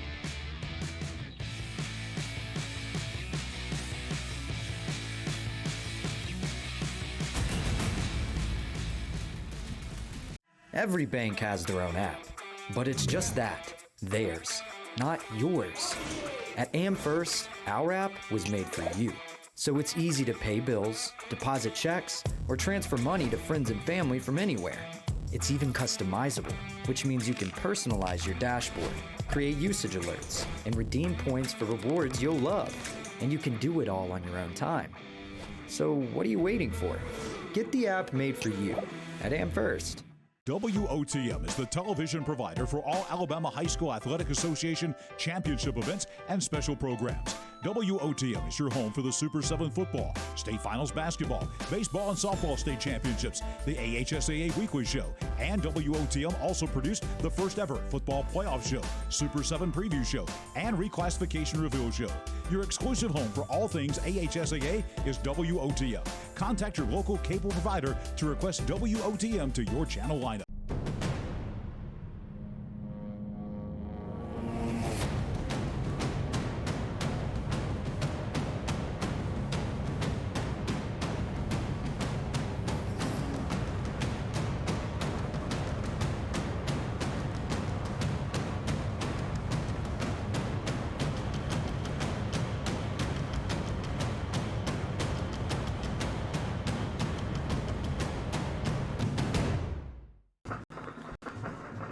And set to head to the second quarter now of our AHSAA game of the week from Crampton Bowl in Montgomery. It is Opelika 7, Carver-Montgomery nothing.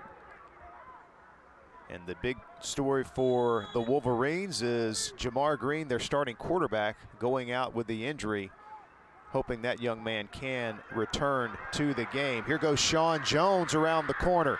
Gets a good block from Cooper, and he's out of bounds inside the 30 for an AmFirst first down. A terrific play call and even better execution here. Watch the slight pass right there, and then they're just outflanked on that side. Good blocking up the left-hand side, and he just follows those blocks, and then a touchdown-saving tackle there by Carver-Montgomery, and thanks to Javarion Burnett, they live to see another down.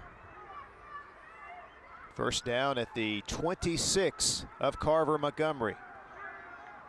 Little pass out on the flat is complete to Tony Powell, the senior H-back. And this is, by the way, Roman Gagliano, the sophomore quarterback in the game right now for Opelika. Well, that time Opelika just went with the fake with the pitch to the opposite side, and then caught the S-back, as they call them in their offense. Nice little pop. Picardo back in. Here's the handoff to Cooper. And he is going to pick up another AmFirst first down for the Bulldogs as they are on the march again here early second quarter. These first couple drives, you're really seeing from Opelika what they like to do, especially when they get the ball on the hash. They really like running to the short side of the field, maybe trying to set something up in the passing game as the game moves on. Jackson Bates taking the snap and taking off inside the 10 and is knocked out of bounds at around the 9-yard line. So Jackson Bates, the senior, in there at quarterback for this play. I think Carver might have got away with a bit of a face mask right there, unintentional of course, but you mentioned it. Good to see Bates back into the game, suffered an injury. Carter did a good job and came back in, got some yards. 2nd and 3, here's Cooper, spins his way inside the 5, going to have a first down as he spun out of the attempted tackle there. And it is another AmFirst first down. And they go hurry up, first down and goal from the 4. Here's Cooper. Lots of penetration that time. A host of Carver defenders coming through to disrupt the play, led by senior linebacker Devin German. A lot of credit there to Carver-Montgomery. They didn't really feel in position there on that play with the hurry-up offense, but the result is the only thing that matters, and they were right spot at the right time, and they're able to get the tackle for loss.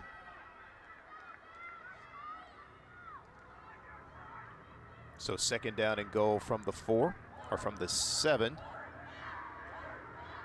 after the loss on the play.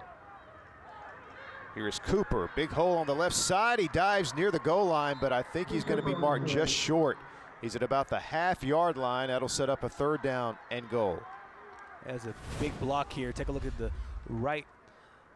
left-hand side of your screen there. Big block there by number 70. Big boy, Jalen Thomas, with that kick-out block on the outside, helping to open up that hole.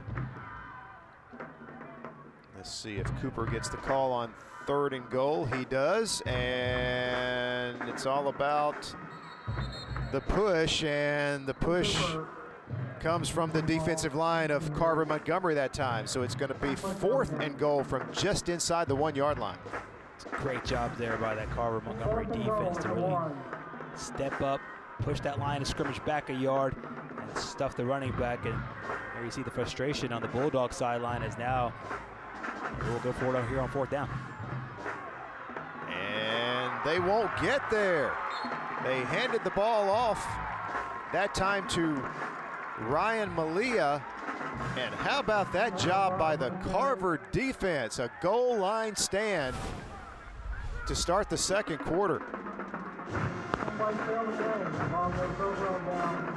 That's a huge play there by the Carver-Montgomery defense. Really back-to-back plays. And shades of the old big college football game we saw the defensive stand between Alabama and Penn State.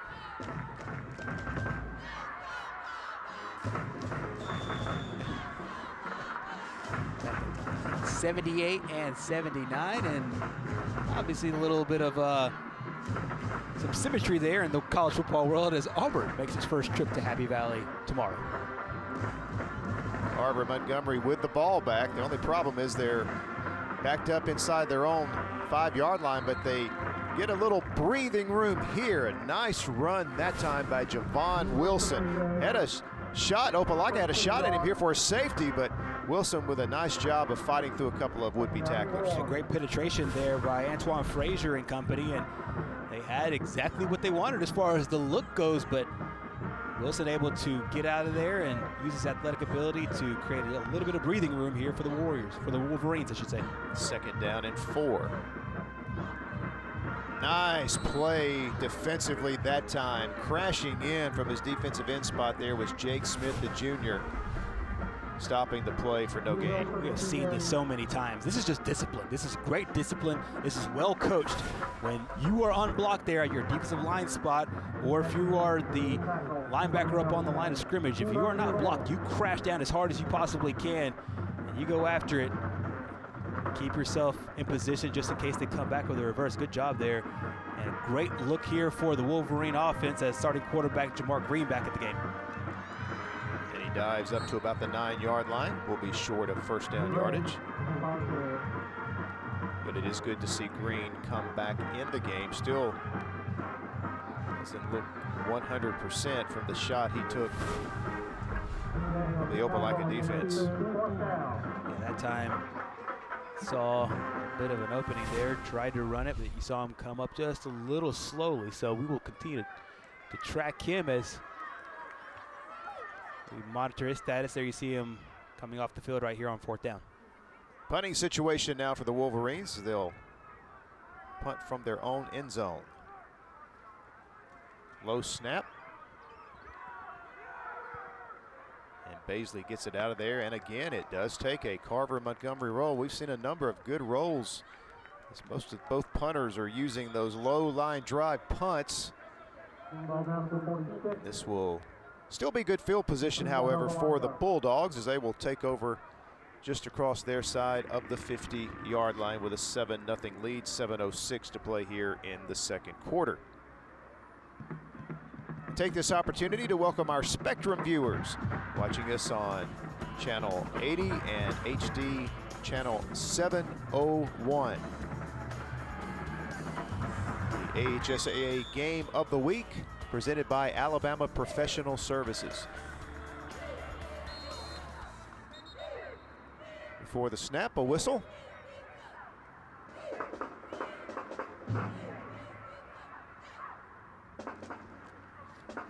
key situation here, I think, Gerhard, especially for Carver. Again, a lot of pressure on their defense because their offense has been unable to move the ball. Opelika with a 7-0 lead. You know they'd love to add to that lead here as we head toward halftime, and they've got a chance here. Receiver wide open, and how about that? Just like that, they get the long touchdown pass to Sean Jones.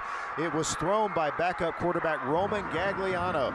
3 different players have taken snaps at quarterback for Opelika. They do run a 2-quarterback system. However, the 2 quarterbacks at the beginning of the season, a lot of people were expected to see Jackson Bates and JT McCardle. Well, we saw JT McCardle earlier, and they also had Roman Gagliano there as the sophomore. He's another big guy at 6'3", 190 pounds, and saw Jackson Bates earlier with a nice run. You've seen, for the most part, this game, and our key player to watch, JT McCardle, had a great play, and then when Gagliano gets into the game, he comes in with a big play for a touchdown. Extra point is good, so Opelika does add to their lead as they strike with a long touchdown pass to Sean Jones, giving them a 14-0 lead.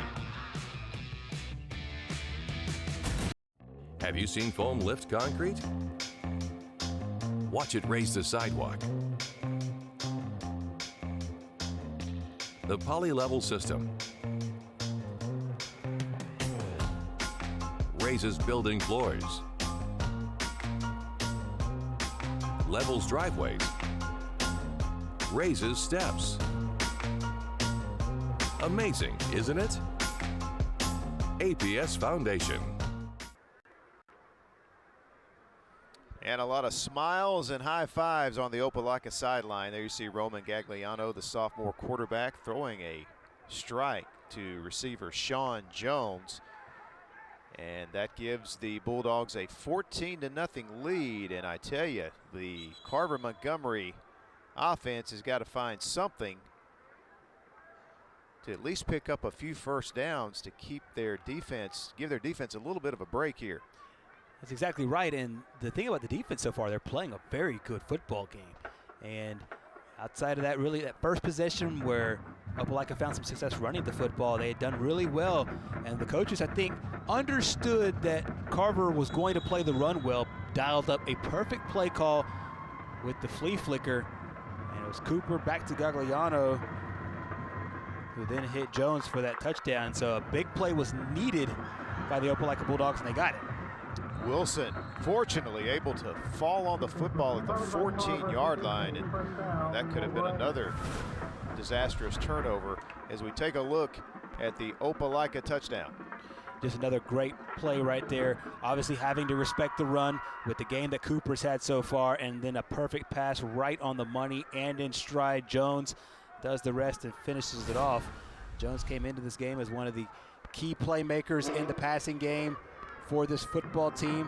Came in with 7 catches on the year, scoring his first touchdown right there, so you know he's happy about that. This is a football team that's really well balanced with its pass and its run. There you see quarterback and receiver giving each other a nice little well-deserved congratulations, but it just shows you the amount of weapons that this Opelika football team has at quarterback and other skill positions. Green stays in the game, hands off to his running back, and nowhere to go that time for Wilson. As the Opelika defense continues their fine play, especially against the run. Most certainly so. You see once again Smith back in there, as well as big number 35, Will Gardner as well. So this has been a key theme the entire game so far for the Bulldogs. Really bottle up on the run. They've really been burned just one time. That's when Green had a big play in the running game. Green throws, passes incomplete. It was intended for Channing Cargill. Outstanding coverage that time, though, as Jaden Stinson, the senior defensive back, was right there with the wide receiver. Stride for stride, right there with them, making things difficult in the passing game as well. And we wonder how they would attack this Opelika secondary with the rain. Haven't had a whole lot of success down the field. So 3rd and 10 for Jamar Green and his offense. In danger of giving the football right back to Opelika with possibly very good field position.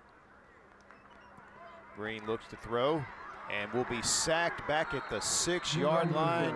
Tay Gay, the junior linebacker who has had himself a fine first half, adds a sack to his performance here in the game. This is what happens when you're able to get a whole lot of pressure with just 4 players up front, and there's just nowhere to pass the football. And this is a very physical front. We've seen it all game. We're continuing to see it here in this second quarter.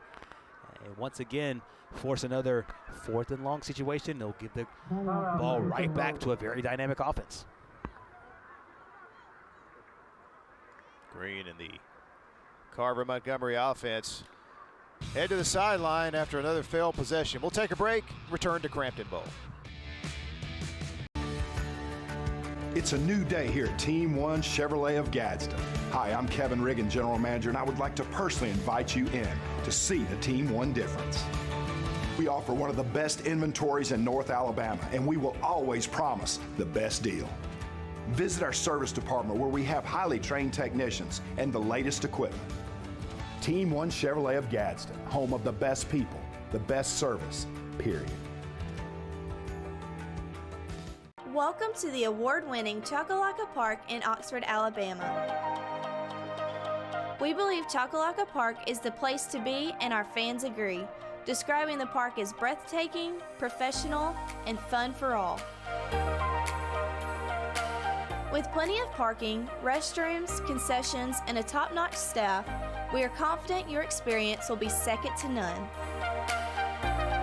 Join us today at Chocolaca Park. Still 5:34 to play here in the second quarter. It is a 14-0 Opelika lead. And a punting situation for Carver-Montgomery. Once again, they punt from their own end zone. And Jason Baisley's kick is fielded by Williams. And a nice return and outstanding field position once again as Opelika will get the ball back. Our AHSAA Game of the Week is brought to you by Alabama Professional Services. They are experts in a number of services they can provide around your home, including foundation repair, waterproofing, pest control, termites, concrete repair, mosquitoes, lawn care, and even gutter shutter system. Alabama Professional Services, everything you need when it comes to your home improvement. First down at the 26, a very short field to work with here for Opelika. Football comes out of there, and Carver-Montgomery is able to jump on it at the 14-yard line. That is the first turnover of the game. That time, Calvin Hughley for Opelika had it knocked loose. And Hughley's a good running back, and he'll remember this one. And you see the offensive staff talking to him, and it's a situation where you're that close, you're very close to once again getting back into the end zone. He does a good job there, patiently running behind his blocks, but here at the very end, a good job. Give credit there to number 12, Devin German, who had him held up, and there was another defender that came in there and really helped pop that ball loose. Big number 20, number 23 helped him out on that play, Josh May, and then number 5 on the recovery, Jay Basley. So a good job by that trio of Wolverines on defense. And a timeout taken by Opelika. 5:06 to play first half. We'll take the break as well. Carver-Montgomery's offense with the football when we return to Crampton Bowl. This is your invitation to shop Team 1 Nissan in Albertville. Everyone likes doing business with people you know and trust. Our entire staff at Team 1 Nissan is people that work and live right here in our community. People that are your neighbors. So when you're shopping for your next vehicle, shop where you get hometown service. And speaking of service, our staff is here to serve you. Check us out at team1nissan.com. And a little bit of life breathed into the Carver-Montgomery sideline as they forced that turnover, as Josh May knocked it loose and Jason Baisley able to recover. And so Jamar Green and company come back on the field down 14-0, and they've been able to get very little going offensively in this game. But at least they have the football back, first down at their 14-yard line. Low snap to Green, pass over the middle. It is caught in stride. An first down, and a big one. As catching that football was Sidney Franklin, the senior wide receiver. He's coming off a big game. We mentioned it earlier. 4 catches, 3 touchdowns, and their win over Sidney Lanier. And that's a good play right there. And just going to the sure-handed junior. Nice little pitch and catch there between Franklin and Green. Green and company with a little breathing room now. Handoff up the middle. Huge gaping hole for Desmond Horges, the junior running back. Back-to-back first downs for Carver-Montgomery. This is a really nice play call here, coming right back after the first down on the pass play, coming right up the gut. Great blocking up the front there for his football team, and able to get himself a first down. That turnover giving this offense a little bit of momentum. Green will throw it up top. He's got a receiver open, caught at the 25, and all the way down to the 11-yard line goes Marquand Jamerson, and a perfect strike from quarterback Jamar Green. Well, this is a combination that went for a 73-yard touchdown last week, and once again gets behind the defense and picks up a huge play for the Wolverines. It's back-to-back. Really solid play calling for Carver-Montgomery. No question, best drive of the game for the Wolverines. As we go under 4 minutes to play first half, what a huge drive this would be for Carver if they could cash in and score their first points of the game. First down at the 12 of Opelika.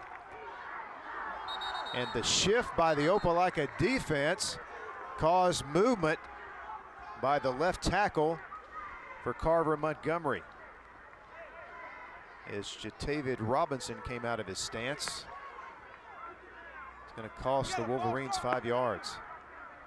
Another big penalty here, and these are things that you just can't have after the momentum of the offense is going the way it's going. Sometimes you just get a little bit too antsy. It's a good shift by Opelika. A lot of times you do that not necessarily to get into position, but to see if the offensive line will jump. That time it did work, so they'll start behind the chains on this first down. However, 3 good plays in a row. Let's see if they can continue this momentum. Green throws up top toward the end zone, and it is incomplete. Sidney Franklin was the intended receiver, but you had Jaden Stinson, senior DB, with great coverage. Franklin was such a matchup nightmare. I won't be a bit surprised if they continue to look for him, especially as they try to move the ball down here where it gets tight just outside of the red zone right now, and seeing if they can get one-on-one coverage with Franklin. Like I said, he is a big weapon, but we also had Jamerson, who had a catch already on this drive. And Jaquavius Rusall, the kind of the three-headed monster, so to speak, for this offense in the passing game. That was Bryant Torbert on the coverage. So it's 2nd and 15. Green trying to hand it off, but just too much penetration that time by the Opelika defensive front, as Desmond Horges never had a chance to get going on that play. Thanks in large part to Monte Hutchison, the senior defensive lineman, coming from his tackle spot. Watch him, big number 92, just come in there and disrupt the play. And even when the helmet comes off, he doesn't quit on the play. Wisely gets out of there, though, before suffers any kind of injury. He'll, of course, have to come off the field for a play, but a nice play there by Hutchison.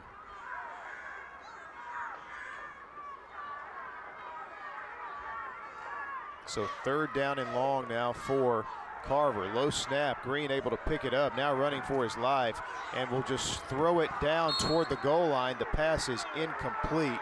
Nice effort, though, by Sidney Franklin to try to make the catch, and Green comes up gimpy once again as he took another shot after he threw this one. Yeah, on the rollout here, you saw the defense collapse on him, and as you mentioned, a great effort here. A couple more inches, he would have had this.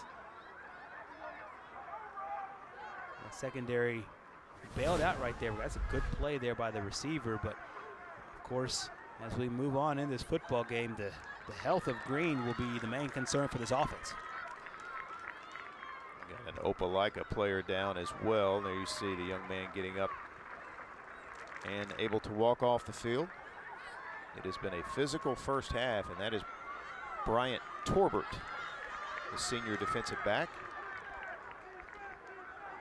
So it's going to be 4th down and already down 14-0, 2.5 to play first half. Carver, no choice but to go for this. Seeing a pattern here with Carver that when they get a first down penalty and get behind the chains, it's been a real struggle to move it again. They had 3 good plays to get down here, but they've stalled ever since. They need 15. Pass over the middle, and it's picked off in the end zone by Jamaron Satterwhite. And so 3rd turnover of the first half. 2 fumbles, and now the Jamar Green interception. And the Carver-Montgomery drive that looks so promising comes to an end here with 2:28 to play in the first half. Satterwhite has had himself a couple of great games. He had his best game last week, 10 tackles, also 2 fumble recoveries and an interception. Give him a 2nd interception on the year. A great play right there. And once again, it just shows you the strength of this Opelika defense. They got burned a couple of times on that drive. Long pass plays, then a long run play, but they were able to bend, not break. And the Carver offense kind of helped them out with the penalty on first down. And here comes Cooper as he scampers forward for about a 5-yard gain on first down. Last time we saw Cooper, he was helping out with a flea flicker. It's been a long time. It feels like a lot of game minutes have passed by since we got a situation where he has run the football. There gets a few yards, it makes it a 2nd and manageable. Coaches really love these kind of 2nd, 4, 5, and 6 yards. Seemingly the entire play looks wide open. Under 2 minutes to play first half. And the pass from McArdle is incomplete. Intended for Tony Powell. So it'll be 3rd down and 6. An interesting situation now setting up for Opelika. Carver doing a good job defensively there. The rush forced him to throw a little faster than he normally would have.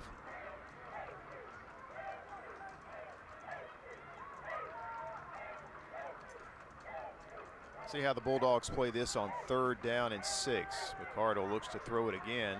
Pass is incomplete out at the 37. It was intended for Christian Wright. So a couple of incomplete passes. Still 1:43 to play here in the first half. And Carver-Montgomery will get the ball back at least one more time. And their full complement of timeouts as well. So good clock management here will be the key for Carver-Montgomery. We saw it on their last drive. They were able to move the football. See if they can continue to stay healthy with Green, and if they can continue to get the ball down the field via their passing game. And the kick hits at the 38, and once again a roll inside the 30. Will be down there by Opelika's Christian Wright. So Carver-Montgomery will come out on offense once again. 1st and 10 at the 28. 1 minute and 30 seconds to play here in this long first half from Crampton Bowl in Montgomery. Very long indeed, and they'll get a break here coming up in the next 90 seconds. We'll see if Carver can go into the locker room with some momentum. Going into the locker room the first time with momentum was Opelika after scoring that touchdown. Great defense, solid special teams as well. And then we saw the Wolverines defense really pick it up midway part of the 2nd quarter, but thanks to one big pass play off the flea flicker from Gagliano to Jones is really the only touchdown and the only scoring, and outside of some small plays, only really big plays for the Bulldogs here since we resumed after the delay. Green, little play action, and the pass is dropped by Sidney Franklin, who was wide open over the middle. He was, and we'll see what they continue to try to do here. They have big burners on the outside, and you would figure with time running the way that it is, they'll try to go a little bit more to the outside. They did find some success there on their last drive.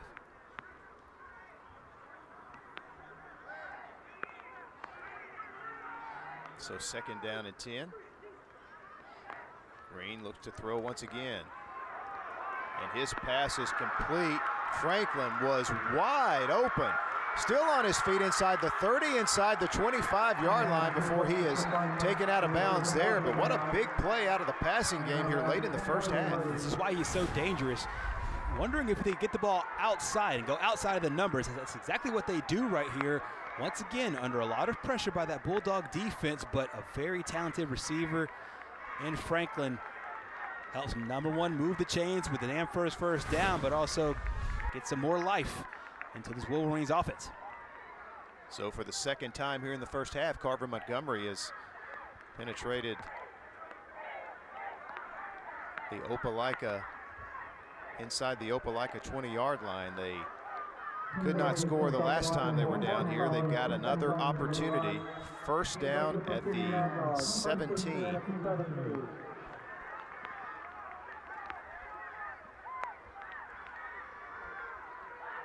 Again, all three timeouts still for Carver. Green pursued from behind, and he will go down for a loss. Nice defensive play by Brenton Williams. Well, Williams just beat his man one-on-one in that situation, and there was really no room and no time for Green to see him on the back end. Watches the pursuit by big number 80 on the outside, just sheds his block, comes away with the tackle, and every time Green goes down, the first thing you look just to see if he hobbles up. It looks like that time he popped up, but Brenton Williams having himself a first half. Here comes the blitz. Green gets the pass away over the middle, incomplete. Pass was intended for Marquand Jamerson, who was calling for a flag, but there was none thrown. So 38 seconds remaining in the half. It'll be third down and long for the Wolverines. Another good look there at Jamie Johnson. If you're just tuning in, he's a member of the coaching staff for these Carver-Montgomery Wolverines. He was coaching up Green just a minute ago. Of course, Johnson, former Auburn quarterback. Third down and 12. Green is going to be sacked again as Opelika just moving the line of scrimmage, collapsing the pocket around the junior quarterback. We've seen plenty of times where the defenses have really stepped up, and that was another time where the Bulldogs did it defensively. Because he's such a good playmaker, I think that this team knew that they had to be able to cover the run and be able to play the run really well, and they're doing it so far. Timeout on the field. Back to Crampton Bowl in just a moment. I was finally ready to buy my first home after renting for the last several years. As I started my search, I got overwhelmed by how many websites and confusing listings there are. That's when I found the experts at ERA King. To me, ERA means expertise, reliability, and activity. I depended on them to find a home in my budget, and they didn't stop working until the keys were in my hands. ERA King. To us, it means always doing the right thing for every client. What will ERA mean to you? Find out at eraking.com. Hey, a reminder, coming up next Thursday night, we will be in the city of Gadsden, Titan Stadium, as Gadsden City and Oxford will resume their rivalry. 7 o'clock kickoff live right here next Thursday night. And coming up at halftime of our game tonight, John Holder will speak with both head coaches, Sam Adams of Oxford and Ollie Smith of Gadsden City. So fourth down, Carver to go for it. Green with another low snap and won't even get an opportunity to throw the ball, as they'll say his knee was down. So it'll go over on downs to Opelika with 27 seconds to play here in the half. Just a devastating series of events here. Got down here with the Sidney Franklin big pass play, but there you saw the knee on the ground and the turnover on downs for the Wolverines. And depending on what Opelika does, it looks like we'll go to this halftime with at least a 2-touchdown lead, and just small promising things from Carver, but even though they're able to get down there, they're not able to cash in. You know, you take the snap for granted, but if you can't get the snap back to the quarterback, you really it's hard to execute, and that is something that Coach Gardner, I'm sure, will talk about at halftime, is executing the small things. The 5-yard penalty on the previous drive when they were down in scoring position that put them behind the chains. Those type things when you're already down 14-0 with the way Opelika's playing defense. Carver will hope to come out and clean things up a bit in the second half if they're going to have an opportunity to come back and win this key 6A Region 2 game tonight here in Montgomery. So the final seconds will tick off the clock here at Crampton Bowl. Opelika will take a 14-0 lead into the locker room. Again, a fantastic performance by the Opelika defense. They've forced 3 turnovers here in this first half.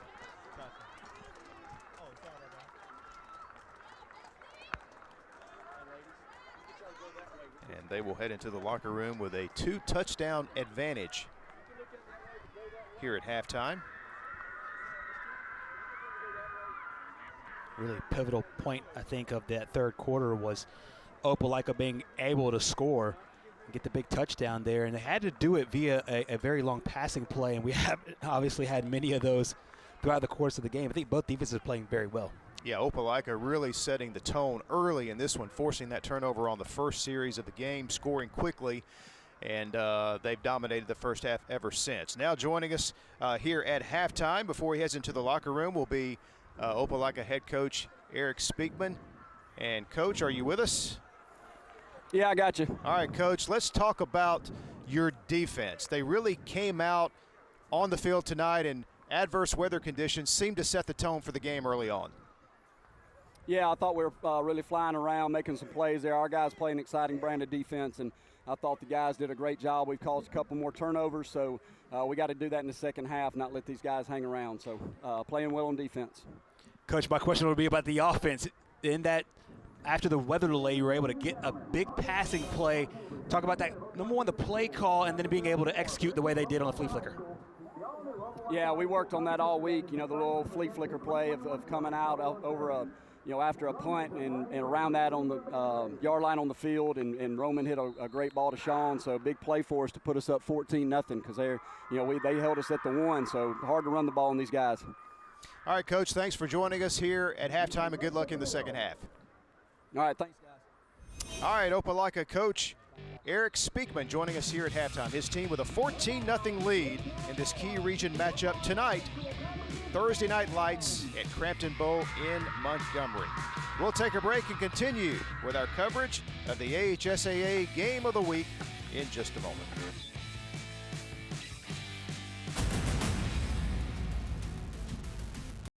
What's your favorite high school sports memory?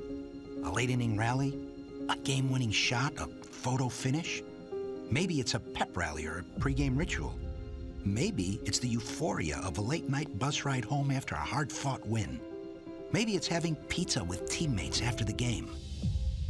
Now, imagine if it never happened at all. School sports need your help. With budgets getting tighter, it's more than the games that are on the line. It's all the traditions, the community pride, the culture of your hometown high school, plus all those memories that are on the line, too. What can you do? It's simple. Buy a ticket when you can. Go to a game. Take the whole family. Let's do everything we can to keep those cherished school sports memories alive. This message presented by the Alabama High School Athletic Association and the Alabama High School Athletic Directors and Coaches Association.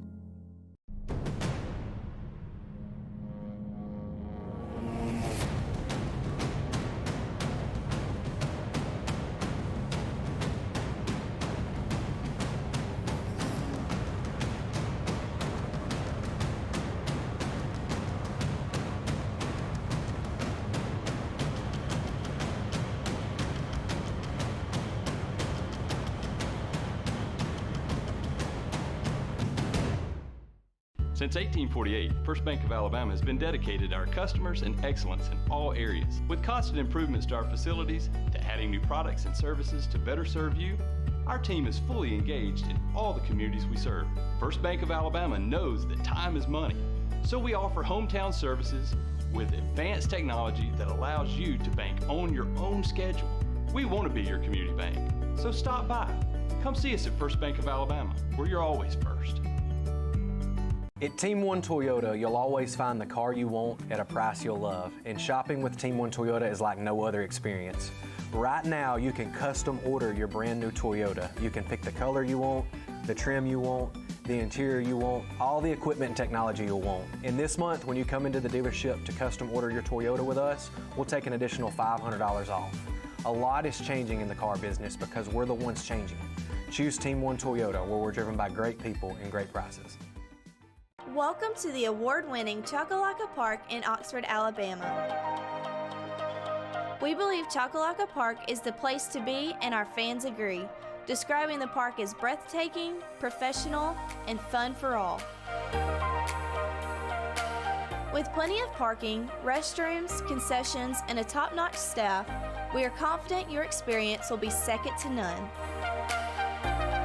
Join us today at Chocolaca Park. The Opelika Bulldogs hold a 14-0 lead at Crampton Bowl in Montgomery in our AHSAA Game of the Week, brought to you by Alabama Professional Services.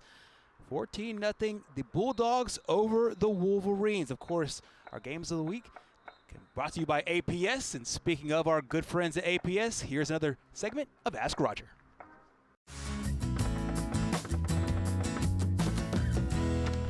Hello, Birmingham. I'm Ashley Daniels with today's Ask Roger segment. Of course, joining me today is Roger. Hello, how are you today? I'm great. How are you? Good. Well, we've had a ton of rain this summer. I think we all know that. And that can really do a lot of damage to your foundation.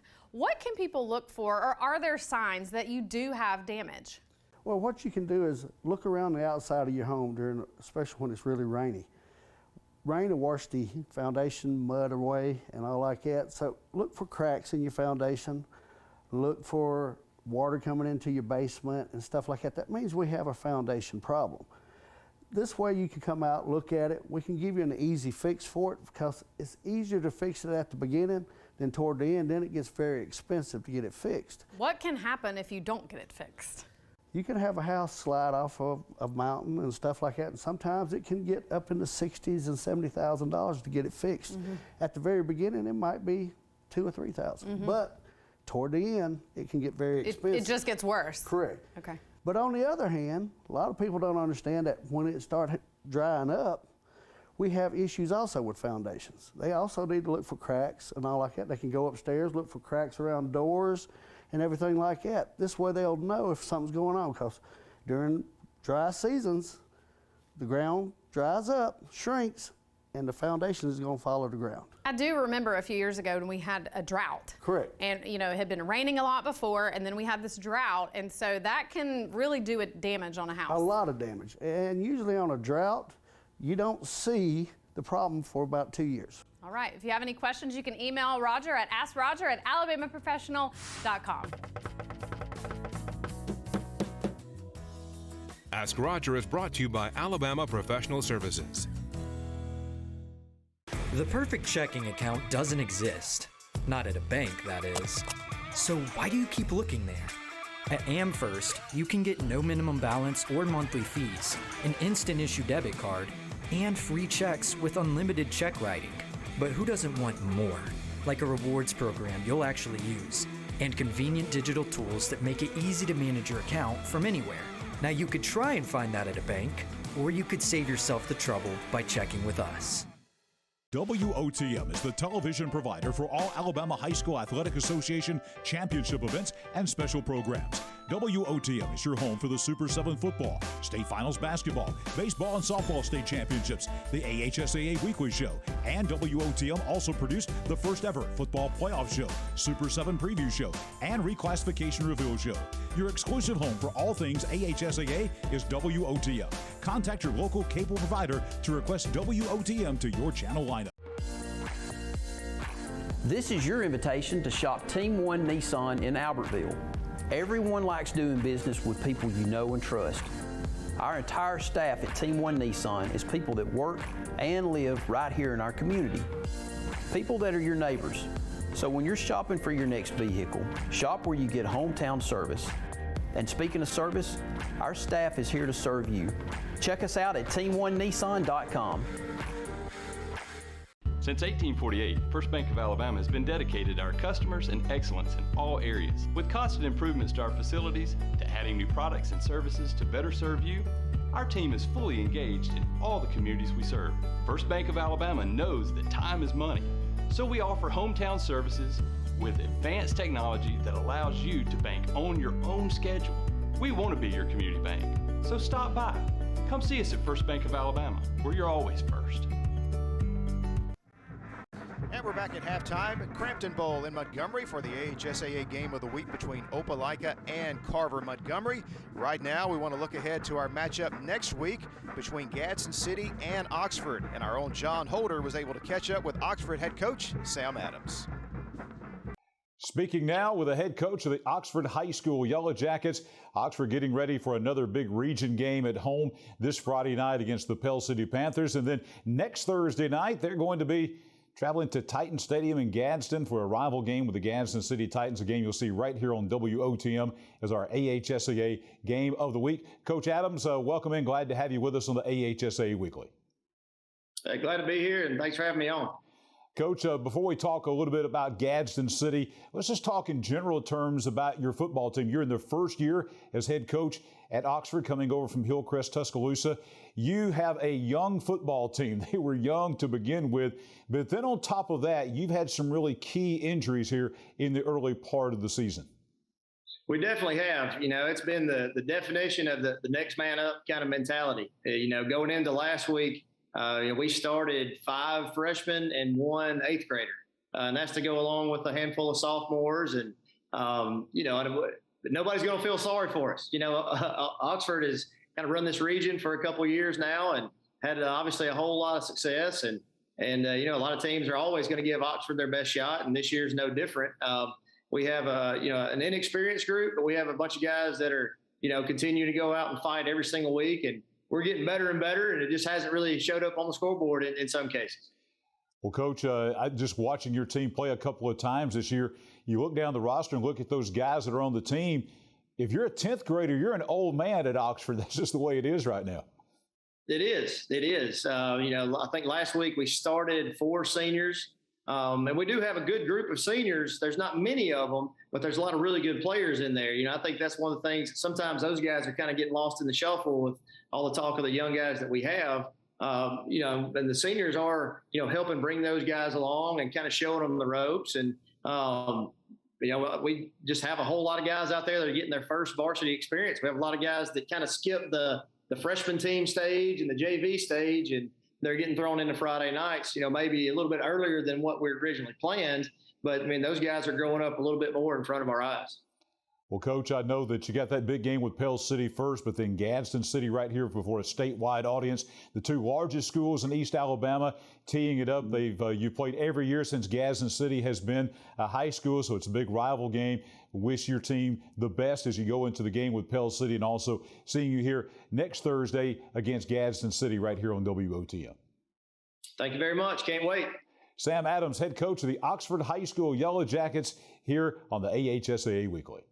Every bank has their own app, but it's just that, theirs, not yours. At AmFirst, our app was made for you. So it's easy to pay bills, deposit checks, or transfer money to friends and family from anywhere. It's even customizable, which means you can personalize your dashboard, create usage alerts, and redeem points for rewards you'll love. And you can do it all on your own time. So what are you waiting for? Get the app made for you at AmFirst. Hi, I'm Courtney. Welcome to Team 1 Hyundai. If you want the absolute most and best out of your dollars, you have to choose Hyundai. Over the years, Hyundai has grown leaps and bounds from general transportation to the luxury, family, sporty brand that you want and need. If you didn't already know, Hyundai comes with America's best warranty, Hyundai Assurance, 3 full years of complimentary maintenance, and 24-hour roadside assistance. Have you seen foam lift concrete? Watch it raise the sidewalk. The poly-level system raises building floors, levels driveways, raises steps. Amazing, isn't it? APS Foundation. Tired of being treated as a zero at car dealers? Well, at the Sarah Automotive Group in Sylacauga, you're the hero with 0 down and low monthly payments. Tony Sarah Ford says try 0 down on F-150s with payments starting at $419 per month. Sarah Honda says 0 down on Civic LXs starting at $339 per month. Sarah Nissan says 0 down on new Nissan Kicks and payments starting at $299 per month. At Sarah Automotive, you're never a zero with 0 down and low monthly payments. Sarah Automotive, located on Highway 280 in Sylacauga. And we continue now at halftime at Crampton Bowl in Montgomery. Carver-Montgomery and Opelika doing battle in a 6A Region 2 matchup this week. We talked last segment with Oxford coach Sam Adams. The Yellow Jackets getting set to take on Gadsden City next week. And our own John Holder also had a chance to speak with the Titans head coach, Ali Smith. We are going to visit now with the head coach of the Gadsden City Titans, Coach Ali Smith. His team getting ready for Spain Park on Friday night, a key game in Class 7A Region 3. But then next Thursday night, right here on WOTM in the AHSAA Game of the Week, his Titans will be hosting rival Oxford at Titan Stadium. Coach Smith, glad to have you with us here on the AHSAA Weekly. Yes, sir. Thank you for having us on. Coach, let's talk about your football team. You have played a tremendously tough schedule. Etowah, a team that's one of the top 10 teams in the state in Class 4A. Then you're talking about playing Hoover, who may be one of the top teams in the country. Then you had a tough trip to Oak Mountain. They're undefeated. Your football team now sitting at 2-2, but you played a really tough schedule. Yes, we have, and our kids have done a pretty decent job with it. And it's been a challenge, but it's been an enjoyable challenge for us. Coach, tell us a little bit about your football team this year, and what's the positive so far that you've seen out of your team through 4 games? Well, we got a good group of young men that like to try to get better every week, and they're working their tails off. They like to get into the film and study, and so they are students of the game, and they're getting better every week. Looking ahead to the game with Oxford coming up at your place next Thursday night here on WOTM, you're a guy who played at Emma Sansom there in Gadsden before the consolidation.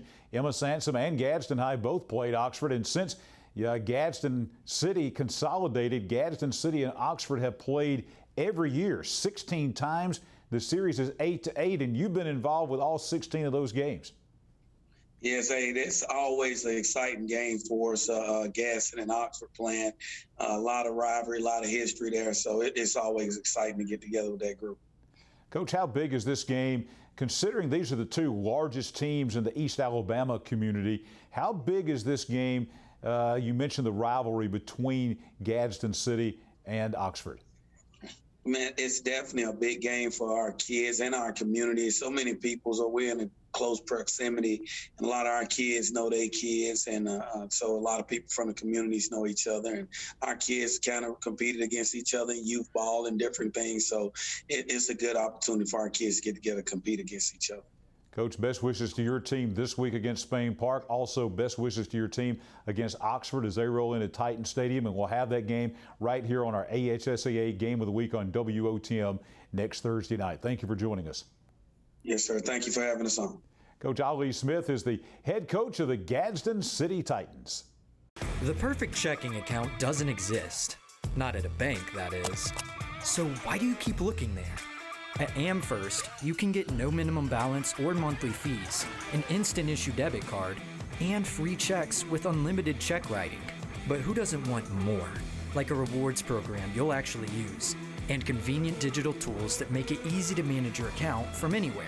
Now you could try and find that at a bank, or you could save yourself the trouble by checking with us. WOTM is the television provider for all Alabama High School Athletic Association championship events and special programs. WOTM is your home for the Super 7 football, state finals basketball, baseball and softball state championships, the AHSAA Weekly Show, and WOTM also produced the first ever football playoff show, Super 7 preview show, and reclassification reveal show. Your exclusive home for all things AHSAA is WOTM. Contact your local cable provider to request WOTM to your channel lineup. Tired of being treated as a zero at car dealers?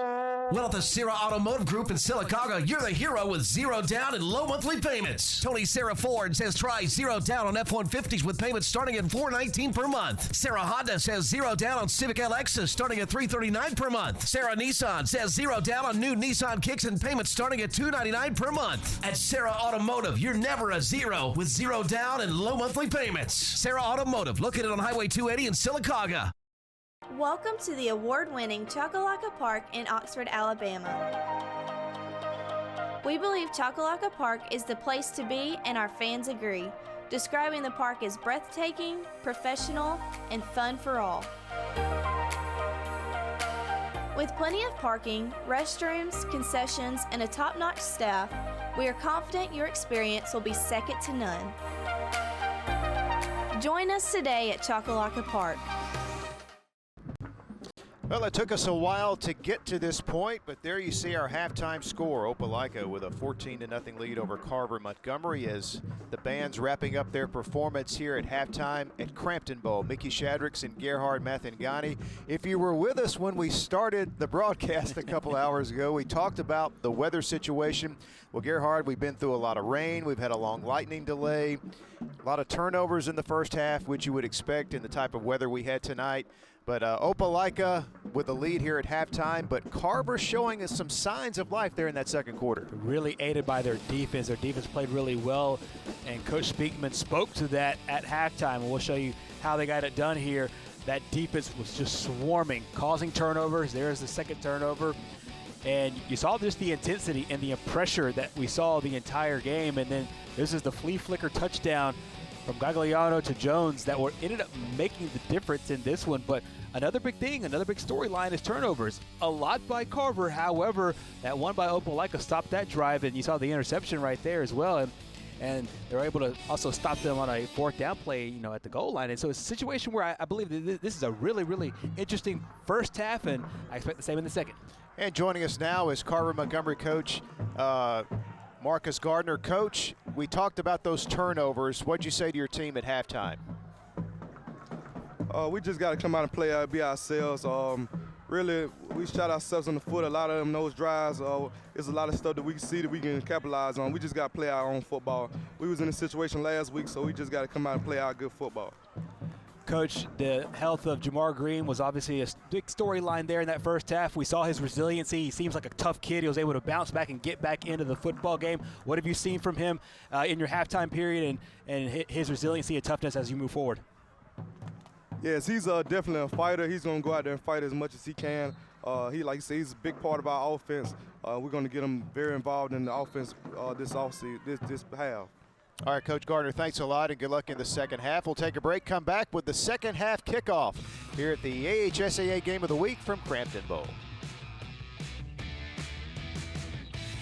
I'm Roger, your in-house expert with Alabama Professional, and your questions keep pouring in to Ask Roger. Judy in Arndale asked, what services can APS provide? Alabama Professional offers basement waterproofing, foundation repair, humidity and mold control, and encapsulation of nasty crawl space. Since 1977, homeowners have entrusted APS to solve basement, foundation, and crawl space problems. Call for a free, no-obligation estimate today and keep those emails and questions coming. We were looking to sell our starter home and move into our dream home. After looking at all the options, we chose to work with ERA King. ERA means easy, responsive, and attention to detail. ERA King made the entire process of buying and selling a house easy. From helping us decide on a listing price to navigating the final closing, our agent worked with us every step of the way. ERA King. To us, it means always doing the right thing for every client. What will ERA mean to you? Find out at eraking.com. I'm Roger, your in-house expert with Alabama Professional, and your questions keep pouring in to Ask Roger. Stan in Mountain Brook asked, our basement is damp, musty, and humid. Can APS help? Stan, almost half of the air you breathe comes from your basement. A wet or damp basement worsens allergies and damages valuables. We'll transform your basement into a dry, usable space and improve the air quality of your home. Call for a free, no-obligation estimate today and keep those emails and questions coming. A new automobile is not something you buy every day, month, or year. But when it's time for you to purchase a new vehicle, we want you to think of Team 1 Chrysler Dodge Jeep Ram in Gadsden. Here, our #1 goal is customer service and satisfaction. We offer some of the best-selling, most award-winning vehicles in the world, like Jeep and Ram trucks. Here at Team 1 CDJR, we want to show you that you are #1. Team 1 Chrysler Dodge Jeep Ram, 12th and Megan in Gadsden. And we'd like to thank King Boys Towing and Recovery, especially April and Marcus, for all of the hard work they do each and every week, helping us bring you the AHSAA Game of the Week each Thursday. And King Boys Towing and Recovery, they do a lot of work in the community. Really appreciate their support of Thursday Night Lights. Getting ready for the second half here from Crampton Bowl in Montgomery. Coach Gardner talking to us about his quarterback, Jamar Green, who was really under a lot of pressure, especially in that first quarter, took some big hits, but was able to come back into the game. And Coach Gardner telling us there in that halftime interview to expect to see the game plan pretty much revolve around his junior quarterback. As it should, and he really got them going in the passing game. They got down inside the 30-yard line a pair of times. They weren't able to punch it in. One of those times really hampered by a penalty. They really put them behind the chains, never really recovered from it. And the second time, just great defense by Opelika. So you have to give some credit to the Bulldogs, but a lot of credit to Green. He's the guy that you saw earlier. Even if you're sitting in your own living room, you could tell the shots he was taking were very painful, but he was able to get back onto the field and help lead his team down. And they also know that he's got the big play capability. So if they can get him down there, back into the red zone, let him use his feet a little bit and get on the scoreboard here, I think that they'll really turn the tide for the Wolverines. Really got going in that second quarter throwing the football, and really the key was his offensive line was able to give him some time to get the passes away, and he was able to hit Sidney Franklin, one of his favorite targets, for some big plays in that second quarter. But they had a couple of drives stall inside the Opelika 20. So just about set for second half action. Again, if you're just joining us and you're looking at the time, you're saying, you know, they're still going. It's 9:30 and you're just starting the second half. Well, we had about a 30-plus minute lightning delay that came at about the 5:09 mark of the first quarter. So both teams had to head back into the locker room and go through that routine, come back out and warm up, and then resume play. And now we're set for the second half. Opelika will receive the ball to begin the third quarter as Jason Baisley kicks it away. It's fielded at the 30-yard line by an up man for Opelika. That is Bryce Speakman. And a nice return. And once again, it'll be good field position for the Bulldog offense as they take the field. And there you see quarterback J.T. McCardle. He started the game at quarterback, but as we saw from Coach Speakman, Gerhard, in that first half, he was running a lot of guys in and out of there at the quarterback spot. Certainly was. He did the original starter with Jackson Bates. Bates actually started the beginning of the season, and then McCardle came in when he was injured, but then also Roman Gagliano, who also helps kick for this football team, provided the big play with the second touchdown on the flea flicker. So first down at the 41-yard line. And they go to the ground game with Caden Cooper. The Carver defense stringing that play out a bit, keeping Cooper to a modest gain of about 3 yards. Cooper was really the main focus for this offense as they moved forward in the first quarter. Of course, at that point of the game, this entire stadium was pelted by rain, and it has held up so far since then, really opening up the playbook for both teams. 2nd and 7. Cooper gets the call again. Nice hard running up to midfield. He runs into Carver-Montgomery, Jamari Reese, but it is an first down. You see establishing the run once again, the goal of that first quarter, and so far the goal of the third. And another injured player for Carver-Montgomery down at the 50-yard line.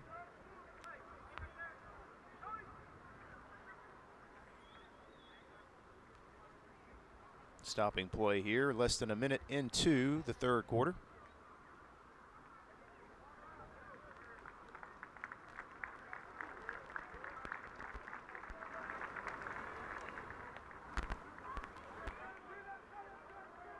And good to see the young man able to come off the field. Jermaine Souls.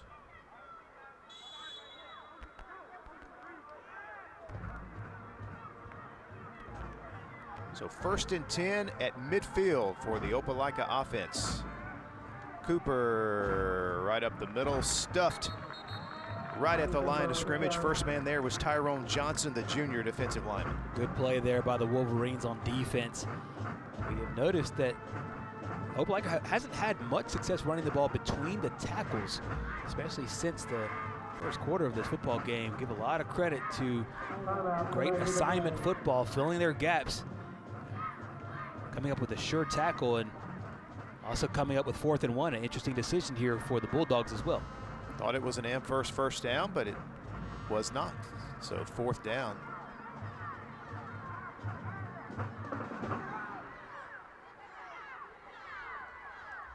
We're going to bring the chains out for a measurement.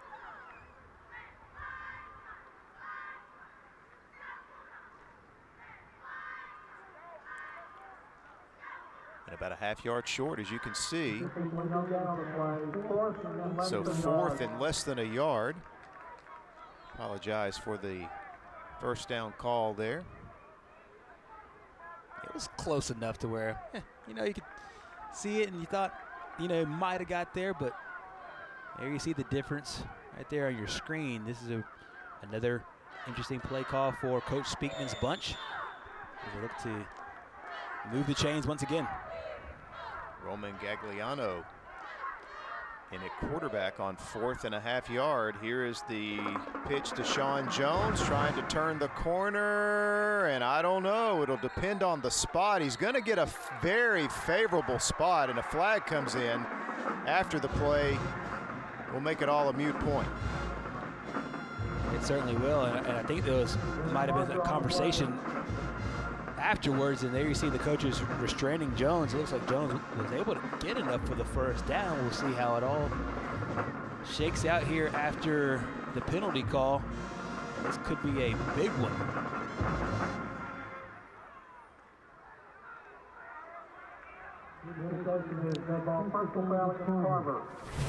Well, we'll take another look at it, and you can see how close it is as Jones takes the pitch, and good job by this defense stringing it out, and there is forward progress. And I agree with you, Gerhard. I think he got the first down. I also think he got a favorable spot. And then obviously it didn't matter with the big penalty, so it's a first down for Opelika, but a good play there defensively. Number 27, Denavion Goldsby, shooting through there to make the stop. And we see once again where penalties are hurting Carver-Montgomery. They gave them extra yards here, so they go back to the ground. And once again, they're playing the ball really well, playing assignment football. It's these small things. It's not the big things. It's the very small things that are really hurting them, giving them free yards being one. 2nd down and 11. McCardle, little pump fake. Going to go for the home run toward the end zone. Got a receiver open, and it's intercepted in the end zone by Carver's Jaquarius Thomas, who brings it out. And Thomas still on his feet. Thomas has got a chance to return this. He's being chased from behind. He's inside the 10, and he will score. Wow, a 100-yard interception return for Jaquarius Thomas. Unbelievable play there by Thomas. It looked like he was going to run out of gas for a little bit. Comes up with the interception here. This is a fantastic defensive play. A nice throw to the end zone. However, it's in double coverage. You see the interception here, and taken all the way back, essentially 110 yards. And a good play here. Watch number 5, just slightly getting in the way, but then not making sure he doesn't have a block in the back. It's a good play there by Baisley of Carver-Montgomery, and that's a one-tired young man after a 100-plus yard touchdown run on the interception. We talked about big plays, how Carver-Montgomery's defense has been giving this unit big plays. They do so again, and this time they get on the scoreboard. Extra point is blocked, so the score will remain 14-6. But still a huge defensive play as Carver-Montgomery comes up with their second turnover. They've got 3 themselves, and looked like the receiver that was open was number 7, Javante Connor. However, the ball kind of sailed over his head right into the hands of Thomas. And Gerhardt, I thought for a moment he regained his footing here, but then it looked like the defender for Opelika, Sean Jones, receiver turned defender, was going to catch him. But a nice little burst there at the end by Thomas to finish the play. Yeah, you talk about effort there. That's fantastic effort by that young man, and also by Jones in the back end trying to make a play on the football, but just a great decision. A lot of times you see the ball coming out from the back of the end zone and you're inside, you're like, we'll get the ball in pretty decent field position, so you want them to gain at least 25 yards, but he took it the entire way, and he obviously saw field level that he possibly could get it, but fantastic effort and a lot of smiles down there from the Wolverine sidelines, and I think that they know that they've been close. They've knocked on the door a couple of times offensively, and they needed the defense to really help them out, and to help them out in a big way, scoring. So now the kickoff from Jason Baisley. Must be a flag here before the kick.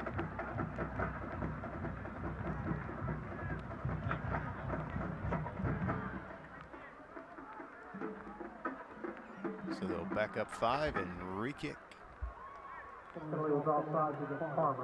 Offsides on the kickoff team was the call. 5 yards, re-kick from the 35.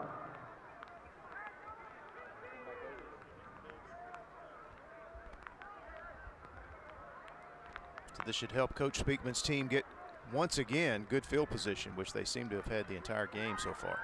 They certainly have, and it's really helped out their offense. However, able to put up 14 points so far. Another opportunity right there missed thanks to the great defense by the Wolverines. So an important series of downs here for Opelika on offense. And another flag. Goodness.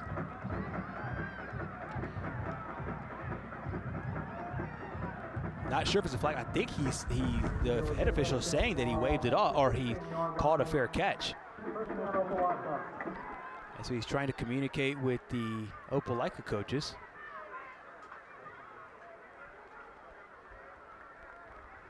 Of course, you can fair catch on the kickoff in the high school and college level. So Opelika's offense will retake the field. JT McCardle in at quarterback as they'll snap this from the 15-yard line. Here is Cooper. And Cooper is wrapped up after a gain of 2. This Carver-Montgomery defense seems to be playing the run much better as the game has progressed.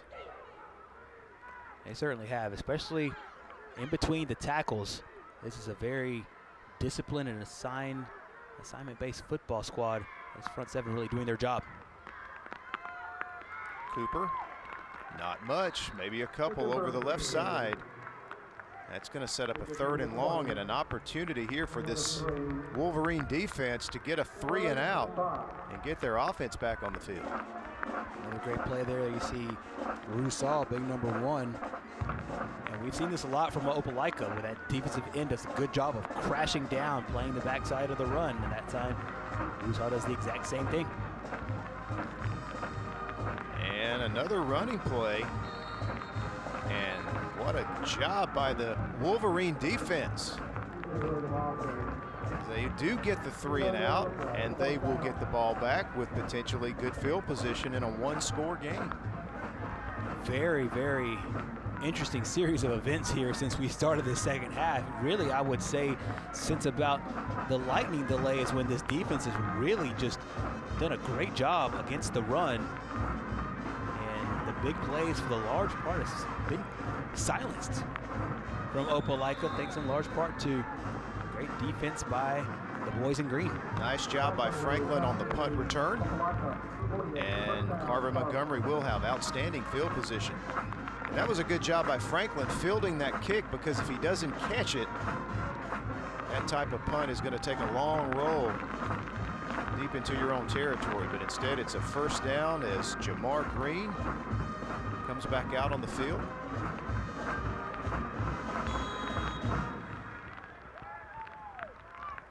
And they will have it 1st and 10 at the Opelika 48.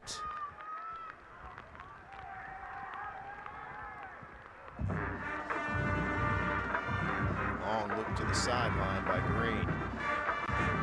And he's not looking for the snap.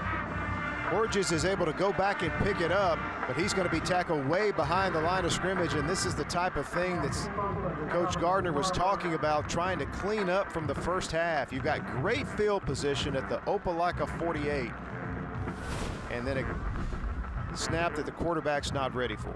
Exactly, and in these situations, you just can't have these kind of plays and get back into these kind of football games. The rain has picked up a little bit more, and obviously that wasn't a situation with the rain, just a miscommunication between these two squads, but once again, way behind the chains, 2nd and forever.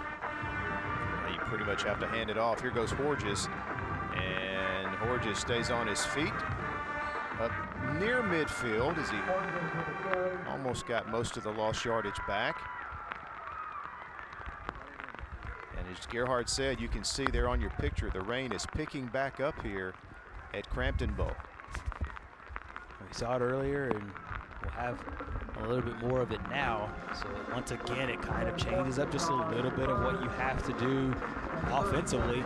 Put it on the ground. That time almost got back to the original line of scrimmage. So now it's a 3rd down situation. I think Carver-Montgomery, with the way the defense is rolling out, a great job defensively. You want to be able to try to pick up first here. Green throws, and the pass is caught by Franklin. Well, then he dropped it. Flag comes in. They're going to rule it an incomplete pass. Looks like they're going to call a hold out here on the wide receiver.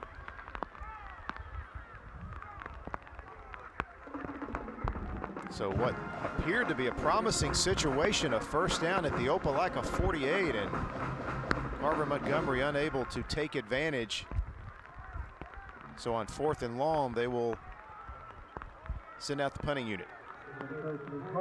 Yeah, they declined that penalty, the holding penalty. So once again, it is 4th down, and the defense comes back out for Carver-Montgomery. This is a situation where if you're Opelika, the good thing is that you keep that defense on the field, and you just have to hope that you wear them out as the game goes along. But so far, I think one of the best units since the Lightning delay has been the Carver defense.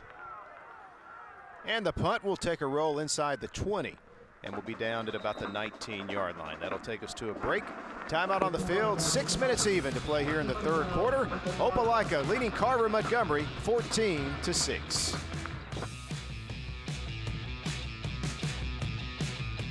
Every bank has their own app, but it's just that, theirs, not yours. At AmFirst, our app was made for you. So it's easy to pay bills, deposit checks, or transfer money to friends and family from anywhere. It's even customizable, which means you can personalize your dashboard, create usage alerts, and redeem points for rewards you'll love. And you can do it all on your own time. So what are you waiting for? Get the app made for you at AmFirst. WOTM is the television provider for all Alabama High School Athletic Association championship events and special programs. WOTM is your home for the Super 7 football, state finals basketball, baseball and softball state championships, the AHSAA weekly show, and WOTM also produced the first ever football playoff show, Super 7 preview show, and reclassification reveal show. Your exclusive home for all things AHSAA is WOTM. Contact your local cable provider to request WOTM to your channel lineup. Well, the AHSAA Game of the Week each Thursday night can be seen all across the state of Alabama, including Troy Cable on HD Channel 259. Tuning in for some great high school football action every Thursday night on the AHSAA Game of the Week. And there is a big defensive play by Joquavius Rusaw as he shoots through the gap and tackles Cooper for a loss. He has been sensational this football game. You can see he's a big football player, and he's did a good job against the run. That time just sheds his block, and that's a really good offensive lineman he was going up against. That's a one-on-one situation there with big number 70, Jalen Thomas, and he got the best of him. Cooper, nice vision as he darts forward for a positive gain. Going to set up a third down and short now for Opelika. And now all of a sudden you kind of get the sense the Bulldogs need to get a first down or two here. Exactly, and they haven't had any kind of really great sustainable drives here in this third quarter. And really ever since the lightning delay, outside of the big pass play by Gagliano getting it over to Jones, the scoring and the big plays have been few and far between. 3rd and 5. Here's Cooper again. Nice lead blocking, and he's going to have the first down and more. An first down for Caden Cooper. Credit his blockers up front for that play. Right on cue here for this big play. And take a look at the great blocking we talked about earlier. Big number 70, Jalen Thomas. Talked about him on the previous play, and that time doing his job in the running game and being able to get a first down. Here's Cooper again. He was a workhorse in that first quarter, and he is a workhorse on this drive. Not much on that play, though. He's 2nd down and still about 10 yards to go. Seeing this Opelika offense move with a little bit of tempo here. Still up in the football game, but pressing this action. Because as this game goes along, the Wolverines' defense has been sensational.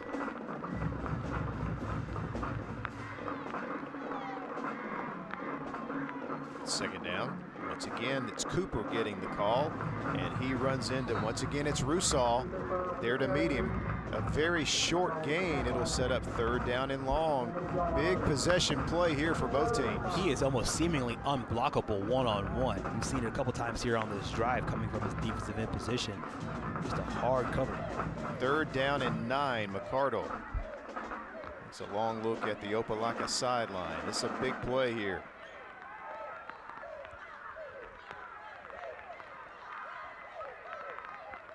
McCardle gets the pass away. It is caught out on the perimeter, but will not be a first down. Christian Wright taken out of bounds about 3 yards short of the first down marker. Try to set up with the good blocking on the outside with Tony Powell, 33, and number 7, Javante Connor, but well defended also by the Wolverines, being able to get an extra guy over there and be able to secure the tackle before he reached the sticks. And now they line up to possibly go for it. Now Bates steps back. Bates does the punting also. Takes the snap and will punt it away. And it will take an Opelika roll inside the 15-yard line, down inside the 10. Well executed by the punt team, as Carver-Montgomery will get it back, but they'll start the drive from inside their 10-yard line. I'd like to thank our friends at AHSAA Automotive for their support of the AHSAA game of the week every week on Thursday Night Lights. Sarah Ford, Sarah Nissan, and Sarah Honda. And there's a look at Jamar Green and his offense as they retake the field here with 3:09 to play in the third quarter. Got a touchdown on defense. Now can the offense muster up some points? We've seen them be able to be productive and very productive, both in the running game and the passing game. But can Jamar Green and the guys be able to sustain a drive and finish off with points? I think that'll be the key here for not only this drive, but I think the next 2 or 3 here for Carver-Montgomery. You're not in desperation mode at all. You still have all your timeouts. You can still run your full complement of plays and see if they can be able to sustain something here and either tie this ball game up or come close. Green hands it off to Horges, and he is out across the 15-yard line.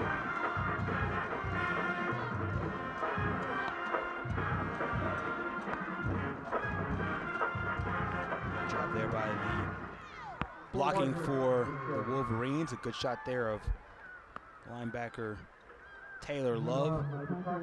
He'll be called upon to help this defense slow down this Wolverine offense. In case you missed it earlier, Love is a SEC target as far as recruiting goes. 2nd down and 5. Green hit as he threw that one, and that pass falls harmlessly to the turf here at Crampton Bowl. Going to set up a 3rd down for the Wolverines. An important down here for Carver, and it looks like there was a little bit of miscommunication there between he and his running back, and just where to go with the football there for Green. So an important third down situation here for Carver-Montgomery.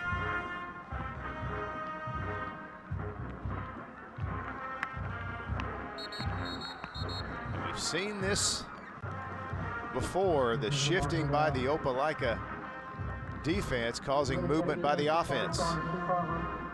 And make no mistake about it, this is a planned situation. This is not something that, oh, you're in the wrong position and you're just moving to get into the right position. No, no, no. This is a shift, and you do it on downs like these, on third down and short, second down and short. See if you can get the offense to jump.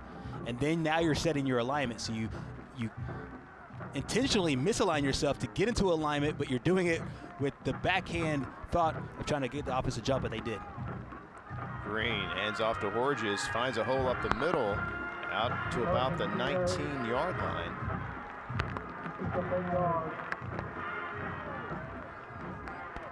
As we go under 2 minutes to play here in the third quarter.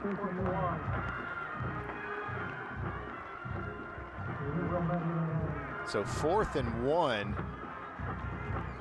Horges almost able to pick up that first down. Gonna bring the chains out just to see.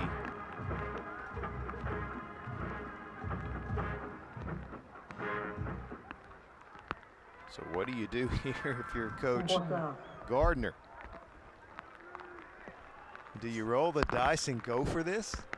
The way that the offense has been able to move the ball, I wouldn't blame him if he did. However, they're getting really good punts off, and they can flip the field in a hurry with their punting game. Now, if you didn't trust your kicker enough to be able to get that ball out of there and pin them deep, I'd be surprised. I wouldn't be surprised if he, did want to kick it. This is a major situation here for Carver, so we'll see how they handle it. Boy, if you go for this and don't get it, you give Opelika a very, very short field. And I think this is the right call here for Coach Gardner to punt the football. But obviously you make them want to think about it, and just to make sure that the punt goes off cleanly, make sure the defense stays in safe, and that's exactly what Opelika's doing. So Baisley gets a kick away. Doesn't get the bounce he's been getting. He'll be down at the 46-yard line. That is where Opelika will come out and take possession here late in the third quarter. If WOTM is not part of your provider's channel lineup, call and request that they add WOTM and Thursday Night Lights and high school football every Thursday night. And of course, you get WOTM, you can see all of the AHSAA championship events, as WOTM is your exclusive TV home for AHSAA championship events. Gagliano in at quarterback, hands to Cooper. And you're seeing a really, it's almost like a pickup in effort by this defensive front. They are getting penetration, and they are really doing a good job keeping Cooper in check here running the football, at least so far in this third quarter. That's exactly right. I think this defense is still riding high off that pick six. They understand that the offense is struggling a little bit, and they know they have to pick it up, and obviously they've scored points, and they're also playing very well against the run. Here is Jones trying to get around the corner and takes a big hit from Carver's Josh May. He's taken a bunch of big hits today. He has the only touchdown for the Bulldogs after the lightning delay. Now watch here is the big physical play. We saw the physical defense from the Bulldogs earlier. That physicality continues there for Carver-Montgomery as well. Lowers his shoulder and gets him to the ground. Josh May. Here goes Cooper. Follows his blockers and is going to have an Amherst first down. Great job blocking there for Opelika. And once again, we're seeing these runs when they're on the left hash mark going to the short side of the field. You pull your guard. You also pull your tackle on the backside and able to get a few yards. Again, Dravian Baker paving the way that time for Jones. Or Cooper, I should say. Cooper not much that time on first down as we are near the end of the third quarter. Watch here as Roussel. He has been a menace this entire second half, especially. Old school player, no gloves. He wears those no-show socks. He's just an old school kind of player, but the sophomore, 6'2", 220 pounds. I won't be a bit surprised if in the next couple of years we hear about him being another player that is a top target headed to the SEC waters. Of course, Carver-Montgomery has a lot of them. One of them is on their sideline as an assistant coach in Jeremy Johnson. He has definitely picked up his play here in this second half, as Roussel has been all over the field. Another injured Carver player. Possibly a cramp situation. And again, this has been a long night. Here we are, almost 10 o'clock. This game started at 7. And then we had that lengthy lightning delay at the 5-minute mark of the first quarter. So these kids have been through a lot here in this 3-hour block of time. We still have another quarter to play. That's exactly right. And keep in mind, these are still high school athletes. So you have to take into the fact that you had to go to school. You had to wake up early and go to school. And then you had kind of this disjointed game with the rain delay. And so it just makes for a long day just in general. You know, these coaches and players are fatigued. They'll sleep well tonight after this game of the week. And hopefully what we have here is just a cramp on the field. So we'll see how it all shakes out. There's Coach Gardner helping him out. By the way, he's walking off the field. Don't want to speculate too much. I think clearly this is a cramp situation for Jermaine Souls, the way they were stretching him out, and hope that young man can get some fluid and can get back into the game. And we talked earlier about just what that lightning delay does to your body, and muscles can tighten back up. And obviously you had the delay and then halftime. Hopefully, as you said, he'll be able to get back out. Well, we have a little break here. I'll give a little high school football update. Fife knocked off Brindley Mountain now 56-0. That runs their overall consecutive winning streak to now 49 games in a row. That's tied for the third longest of all time with Tuscaloosa High School, and we'll talk a little bit more about that. Into the third quarter from Crampton Bowl in Montgomery. Opelika takes a 14-6 lead into the fourth quarter here on WOTN.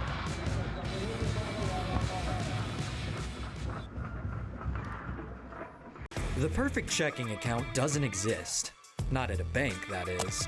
So why do you keep looking there? At AmFirst, you can get no minimum balance or monthly fees, an instant issue debit card, and free checks with unlimited check writing. But who doesn't want more? Like a rewards program you'll actually use, and convenient digital tools that make it easy to manage your account from anywhere. Now you could try and find that at a bank, or you could save yourself the trouble by checking with us.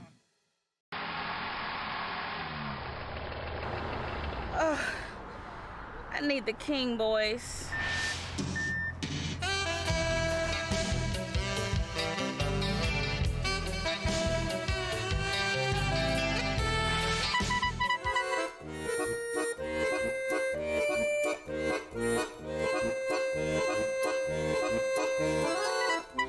Don't call two clowns in a tow truck when you're dreaming of them King boys. Right now at Ted's Abbey Carpet and Floor, the keyword is free. Buy any type of flooring at Ted's Abbey Carpet and Floor and we'll install it absolutely free. Whether it's carpet, hardwood, laminate, or vinyl, get it professionally installed absolutely free. Why pay to have your new floor installed when you can have it installed absolutely free and get 0% financing for an entire year? That's right, free interest for an entire year and free installation. That's Ted's Abbey Carpet and Floor's free installation sale going on right now. And hey, a reminder that Big Time Entertainment is now open in Oxford, a 70,000 square foot family entertainment center that features tons of attractions and activities for every member of the family. Exit 185 off I-20 in Oxford. We resume the fourth quarter, and I tell you, once again, this Carver defense doing a really solid job against the Opelika running game as Cooper unable to really get anything going on that play. The most impressive unit on the field to me so far has been this Carver-Montgomery defense. Outside of that big play, the flea flicker play, they have not allowed this Opelika team to gain momentum and score. 3rd and 12. Here's Bateson at quarterback. Pass is thrown over to Jones, complete. Jones trying to get a block. He does. Nice yardage after the catch. Jones inside the 10. Football not loose. It's on the ground and recovered by Opelika's Javante Connor, who was Johnny on the spot. And that'll make it 1st and goal. And we've got some injured players, I think, on both sides after that play. Yeah, we do. And it looks like another cramping situation there by the man that got him down here, Sean Jones. Hopefully he'll be okay. But this is a play they ran just a few plays ago. They have Tony Powell, 33, and Javante Connor, number 7, out there blocking. They do a good job of blocking, and then Sean Jones does the rest. And then heads-up play there by Connor, going after his block, running down the field. Good strip there by the defense of the Wolverines, but after the big block, Connor comes and saves the possession. So lots happening there. And another Carver injury. That is number 20, Miles Hall, senior linebacker, limping off the field. And I tell you, we keep talking about the long weather delay, and I think that clearly is showing up here late in the game as these kids have been out here for a long time. I think that has to be coming into play here in the 4th quarter. So it's 1st and goal. Carver's already had 1 goal line stand in the game. Boy, they sure could use another here. 1st and goal from the 4. Here is Bates on the keep, and he will not get back to the line of scrimmage. And who else? Number 1, Rusall. What a game here in the 2nd half. This young man is quite a specimen, 6'2", 220, and he has come to play in this 2nd half. Old school football player. You can just tell it not only by the dress, but just by the way he plays. He uses his hands, does a good job of shedding blocks, and then coming up with the tackles in open space. 2nd and goal. Bates hands to Cooper. Cut back at the 5 and will be slammed to the turf at the 1-yard line by Ira Davis. But it's going to be a 3rd and goal from just inside the 1 for Opelika. You're seeing the physicality of this Opelika offensive line. Watch here on the right-hand side of your screen, just getting after them. I think they got away with a block in the back there towards the very end. You mentioned the goal line stand there earlier. Look for one here on 3rd down. McCardle in the game on 3rd and less than a yard. He will pitch it to Cooper, and Cooper's in for the touchdown, his 2nd touchdown of the game. Another good job blocking by Opelika. That time they gave their offensive line a little bit of time. Another little pitch out to Cooper, and Cooper following the blocks and getting into the end zone. Watch this, almost like a delayed pitch there. The offensive line gets their surge, and he punches it in for 6, thus Cooper. And so Cooper with his 2nd touchdown of the game, rushing. And Gagliano tacks on the extra point. So it's back to a 2-score lead now as Opelika leads it 21-6 early 4th quarter from Crampton Bowl Thursday Night Lights. Right now at Ted's Abbey Carpet and Floor, the keyword is free. Buy any type of flooring at Ted's Abbey Carpet and Floor and we'll install it absolutely free. Whether it's carpet, hardwood, laminate, or vinyl, get it professionally installed absolutely free. Why pay to have your new floor installed when you can have it installed absolutely free and get 0% financing for an entire year? That's right, free interest for an entire year and free installation. That's Ted's Abbey Carpet and Floor's free installation sale going on right now. And we'd like to welcome our viewers on CTV Beam, on SD Channel 79 and HD Channel 286, WOTM, and all of the exciting AHSAA high school action throughout the year. Tonight, Thursday Night Lights from Montgomery. It's been a rainy, messy night weather-wise. We can thank Hurricane Nicholas for that, the weather delay we had in the 1st half, but it's been a good football game as Opelika getting the touchdown there to kind of themselves a little breathing room here against a Carver-Montgomery team that, Gerhard, you've got to give them a lot of credit. They were down 14-0 at half. They had the 3 turnovers in the first half. They had the injury to Jamar Green, their starting quarterback. Coach Gardner talked to us there right before the second half, and you could just kind of sense that there was going to be no quit in his team here in the second half. Exactly, and you have to give them a lot of credit. It's just been disjointed. They have not played poorly. It's just that they haven't been able to capitalize when they do play well. This game, really, for all intents and purposes, probably should be tied right now, given the amount of good plays that Carver had down deep into Opelika territory. They scored one time. That was a defensive touchdown. 2 other times they got down there inside the 30. See if this Carver offense can crack the code of this Opelika defense, and they've been stout throughout as well. There you see Taylor Love. We've called his name and his number a lot tonight as they stop the play for a very short gain. It'll be 2nd down and 9 to go for the Wolverines. It's another important series of downs also for the Opelika defense as well. They've played well throughout the course of the game. And of course, the defense hasn't given up any points in this one. We want to maintain that as well. Green with a low snap. He'll keep it. He's got some room to run. Jamar Green gets a couple of great blocks from his receivers, and that is the athleticism that Coach Gardner told us that they were going to rely on here in this second half. When they got the big play in the first quarter, it was almost the exact same situation. It was a passing play that ended up turning to a running play. Look at the downfield blocking by the receivers. You see a good job there by both Franklin as well as Jamerson down the field. Amherst first down, brings it out to the 38-yard line, and another procedure penalty against the offensive line. That is the 3rd one of the game, and it really just kind of zaps your momentum when you got a drive you're trying to put together. They're all coming the exact same way, and I think this Opelika defensive staff has understood that they don't want to do it 2 and 3 and 4 times in a row. What they want to do is show them that look every now and again and see if that you can get them to jump, and they have done so periodically here on these shifts. So it'll be 1st and 15 after the penalty. See if Carver can overcome the penalty yardage. And they have movement again. Yeah, there was a flag.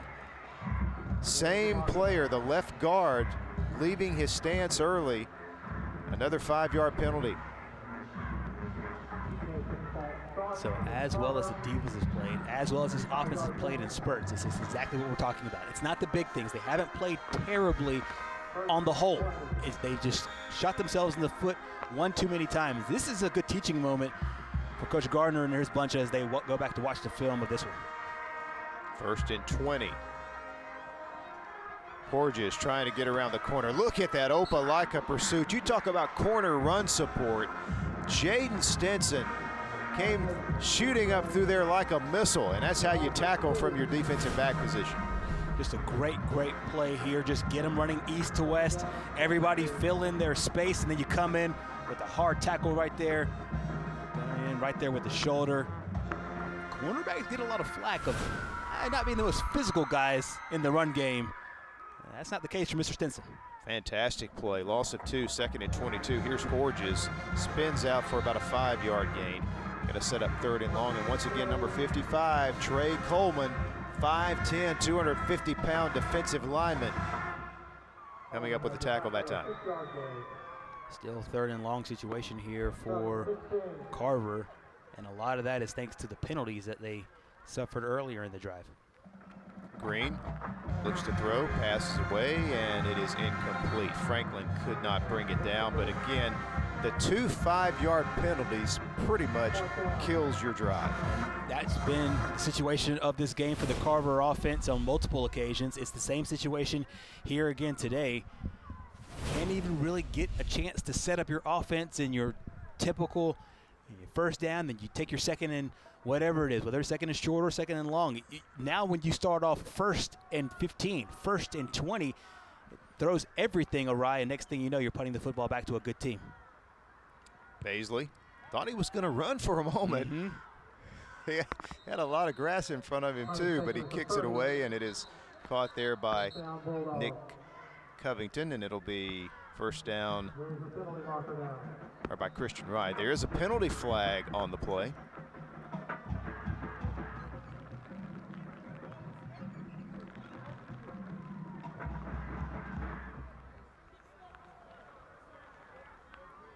This penalty against the offense will be declined, and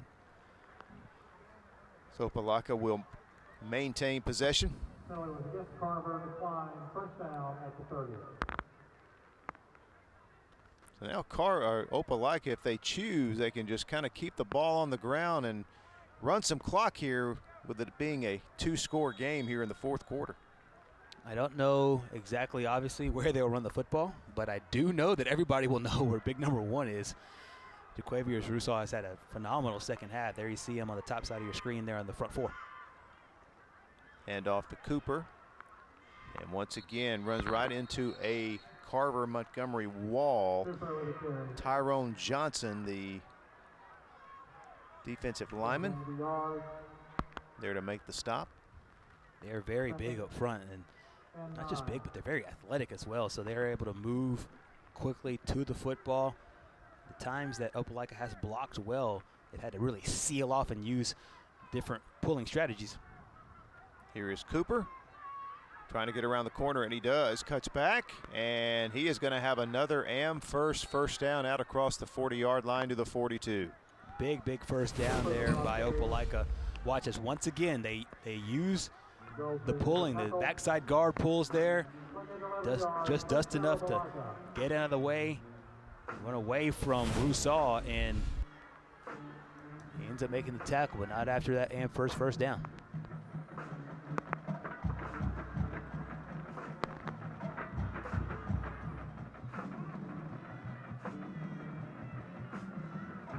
Again, they keep it on the ground. Cooper, he is wrapped up from behind, virtually no gain.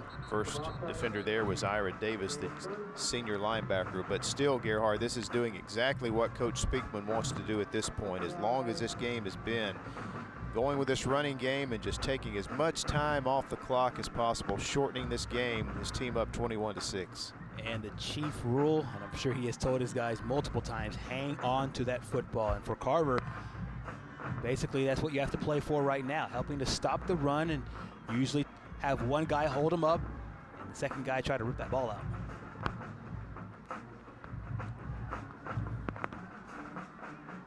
And McCardle burning as much of the clock as he can before they snap it. Once again, here's Cooper, and he is taken down behind the line by guess who? Number 1.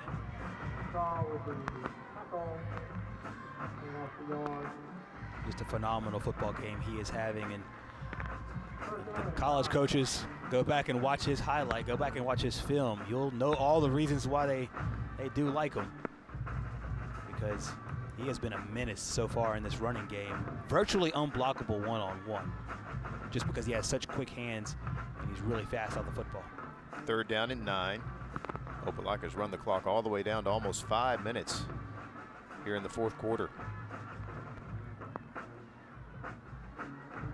They'll hand it to Cooper again on 3rd and 9, and he won't get anything, but they pretty much accomplished what they wanted. By the time they punt the football, we're going to have under 5 minutes to play in the game. I think if you're Carver here, knowing that they're going to have to punt the football, you have whatever your best blocking scheme is here on this punt return, and see if you could try to return this, get some yardage, and set your offense up in with the short field situation. We have a penalty even before this ball flies here by Gagliano. Substitution penalty called by the officials.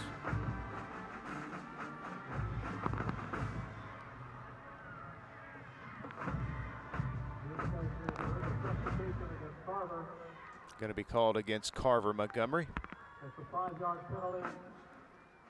5-yard penalty, and it'll be 4th and 4, but still Opelika will punt the football away. And a fair catch called for and made at the 23-yard line by Sidney Franklin. We'll take the break. 4:35 to play in this one. Opelika with a 21-6 lead. Since 1848, First Bank of Alabama has been dedicated to our customers and excellence in all areas. With constant improvements to our facilities, to adding new products and services to better serve you, our team is fully engaged in all the communities we serve. First Bank of Alabama knows that time is money, so we offer hometown services with advanced technology that allows you to bank on your own schedule. We want to be your community bank, so stop by. Come see us at First Bank of Alabama, where you're always first. WOTM is the television provider for all Alabama High School Athletic Association championship events and special programs. WOTM is your home for the Super 7 football, state finals basketball, baseball and softball state championships, the AHSAA weekly show, and WOTM also produced the first ever football playoff show, Super 7 preview show, and reclassification reveal show. Your exclusive home for all things AHSAA is WOTM. Contact your local cable provider to request WOTM to your channel lineup. And we are back with you again next Thursday night on Thursday Night Lights with the AHSAA Game of the Week. It'll be two big rivals. They're in different classifications now, but still, it means a lot when Oxford and Gadsden City take the field. This year's game at Titan Stadium in Gadsden. We will be there for all the action. Live kickoff 7 o'clock next Thursday night right here on WOTM and the AHSAA statewide TV network. So it's 4:35 to play in the game. And it's Carver-Montgomery football. And here's the handoff to Horges. And he has a nice gain. Tackled there by Opelika's Tegay. And he was looking for a face mask there after the run. And I think he did have a point. We'll take a look here. Is just trying his best to pick up some yards. And right there, Opelika might have got away with a little bit of an incidental face mask right there. You saw it. There you see the flag at the very end there of that replay. You saw where the line judge did pull that flag out. So they do call it, and he does get his justice. And another first down for Carver-Montgomery as they go in a hurry. Horges wrapped up, nowhere to go, as it was Opelika's Will Garner. The junior linebacker, 6'2", 195, has made a number of plays in this game for the Opelika defense. I've been really impressed by this linebacker unit as a whole for Opelika. They do a really good job in the running game, whether it's the outside linebacker, the traditional outside linebacker, or that jack position along your defensive end. Horges gets the call again and goes out of bounds after a nice gain. Stopping the clock with 3:47 to play.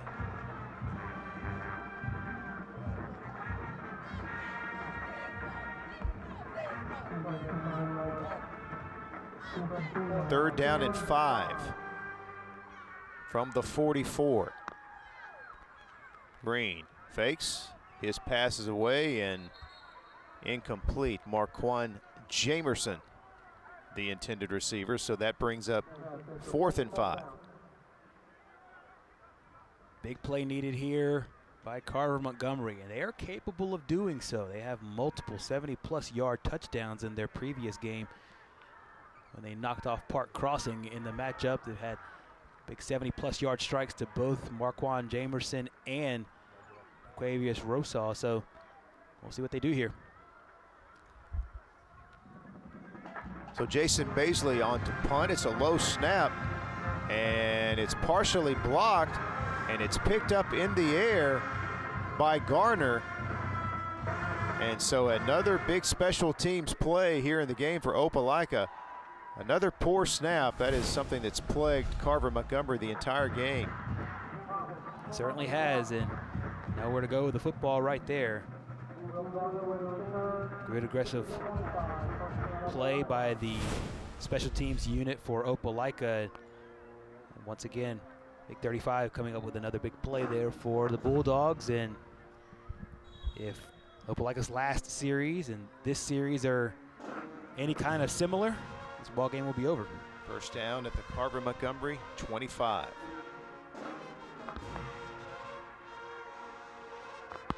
Running play, and the running back steps out of bounds. That is Calvin Hughley. So that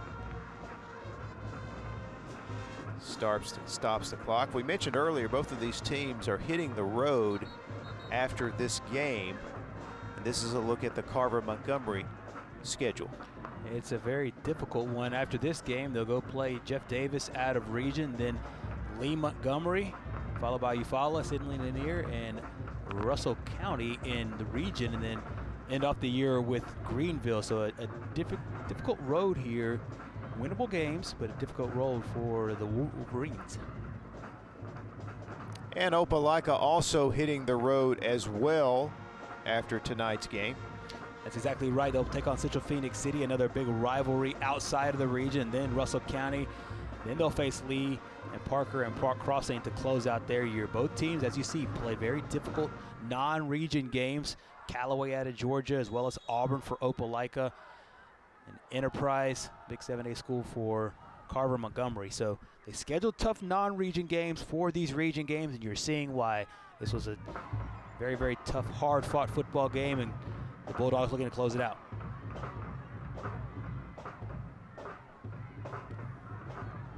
And this is Doolittle turning the corner all the way down inside the 20-yard line, close to another first down.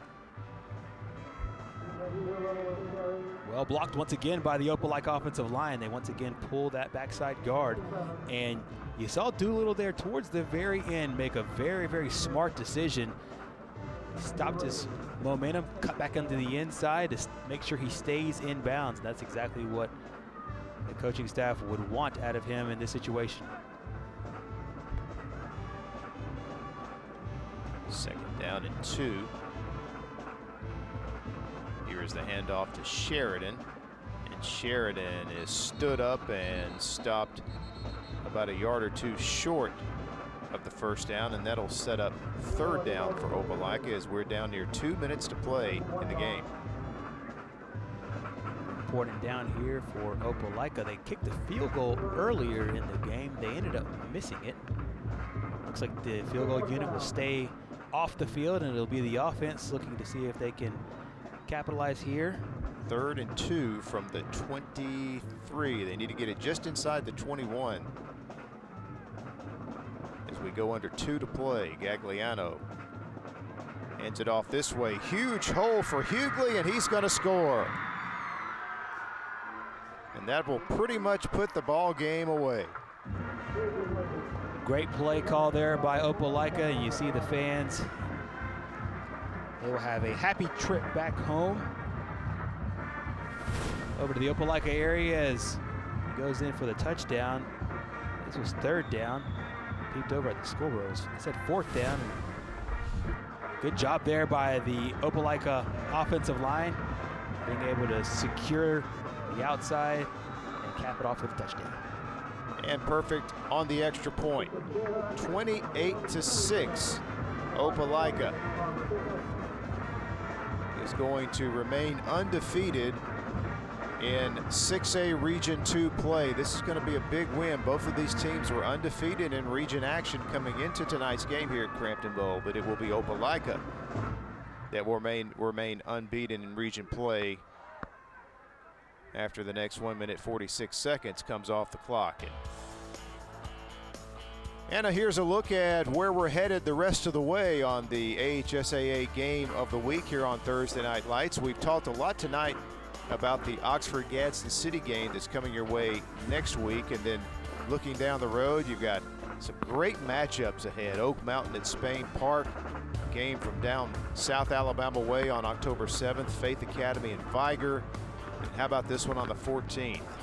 Mountain Brook and Homewood. Gerhard, you got to be drooling when you see that matchup as a former Homewood Patriot yourself. And then still to be determined on the 21st, and then on the 28th, Oxford at Central Phoenix City. So a lot of great Thursday night games coming your way the rest of the way here on WOTM. As you mentioned, I know that Mountain Brook team very well, but used to play with and against them from about 6th grade. You see a bunch of nice rivalry games starting next week with that Oxford-Gadsden City game in non-region action. And the kickoff taken inside the 10-yard line by Marquand Jamerson. Jamerson with a great return all the way out to the 40-yard line. Finally chased down by Opelika's Jackson Kilgris. Once again, another Solid play on special teams. They've had it on special teams. They've had it on defense. They've had it on offense. Consistency was the issue tonight, not being able to string it all together. Their one score came on a 109-yard pick six. Defense played really well against the run. Meanwhile, Opelika started off the game really well. Kind of hit a little lull, thanks in large part to the Wolverine defense, but they had a huge flea flicker play to make it a two-score game early on, and was able to just kind of jab their way out of this one. And this is Desmond Horges with another carry. He's had himself a good game running the football tonight. 2nd down and 4. Horges hurting after that run, but stays in the game. As we mentioned at the top of this broadcast, whoever won this game, looking like Opelika right now, will have the lead, at least a share of the lead. First place in this region, 6A Region 2. Russell County will play tomorrow. They're the only other team that is unbeaten in this region. Came in with a 2-0 record, and that will just about do it. Meanwhile, Russell County tomorrow has Lee Montgomery, so we'll see how the region shakes out. Could have one team in sole possession of first place, or two of them.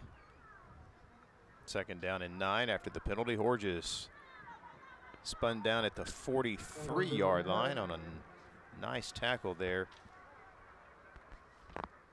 by Opelika's Anthony Edwards.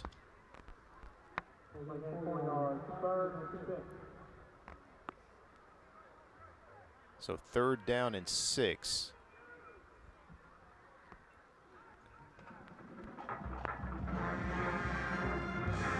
Horges gets the call, and he is wrapped up short of the 1st down, but that should be, barring a timeout, the final play of the game. Good effort by Coach Speakman and his bunch, making the trip down and playing a very, very good game. Holistically speaking, I know there's lots of this game that both coaches want to get a little bit better at, but the only thing that matters at this point is the W, and that goes to the Bulldogs. So once again, it'll be Opelika improving to 3-2 on the season, 3-0 in region play. Carver falling to 2-2, 2-1 in the region. Come back with a wrap-up from Crampton Bowl in a moment. Every bank has their own app, but it's just that, theirs, not yours. At AmFirst, our app was made for you. So it's easy to pay bills, deposit checks, or transfer money to friends and family from anywhere. It's even customizable, which means you can personalize your dashboard, create usage alerts, and redeem points for rewards you'll love. And you can do it all on your own time. So what are you waiting for? Get the app made for you at AmFirst. Uncle Marcus, will you tell us the story about King Boys again? Sure. Well, it all started back in 2008. 2008? We didn't have all the fancy towing equipment we do now, but we did have a service and a desire to help our customers. You see, kids, you must train your mind and your body to be able to help the people you call customer. When they call on us, it's showtime. Understand me. King Boys' mission is to help when people are in need. So what's our motto, children? King Boys forever!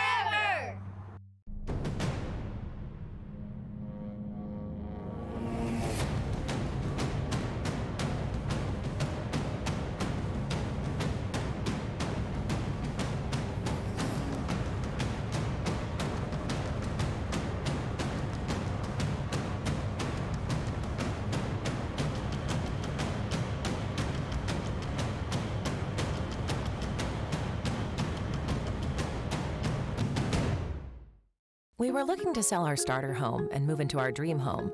After looking at all the options, we chose to work with ERA King. ERA means easy, responsive, and attention to detail. ERA King made the entire process of buying and selling a house easy. From helping us decide on a listing price to navigating the final closing, our agent worked with us every step of the way. ERA King. To us, it means always doing the right thing for every client. What will ERA mean to you? Find out at eraking.com. And we're back at Crampton Bowl in Montgomery. There you see our final score. Opelika winning it tonight over Carver-Montgomery 28-6. They pretty much took control of this game in the first quarter. They forced 3 first-half turnovers. They had a 14-0 lead at halftime. Gerhardt, impressive performance. 100%. They had to deal with some rain issues, but they played a tough physical football game, capped it off with the big 28-6 victory. Good defense, I think, by both squads in this football game. But as of right now, at least sole possession of first place belongs to the Bulldogs. See you next week. Big game, Gadsden City and Oxford on Thursday Night Lights. So long from Crampton Bowl in Montgomery. Every bank has their own app, but it's just that, theirs, not yours. At AmFirst, our app was made for you. So it's easy to pay bills, deposit checks, or transfer money to friends and family from anywhere. It's even customizable, which means you can personalize your dashboard, create usage alerts, and redeem points for rewards you'll love. And you can do it all on your own time. So what are you waiting for? Get the app made for you at AmFirst. Have you seen foam lift concrete? Watch it raise the sidewalk. The poly-level system raises building floors, levels driveways, raises steps. Amazing, isn't it? APS Foundation.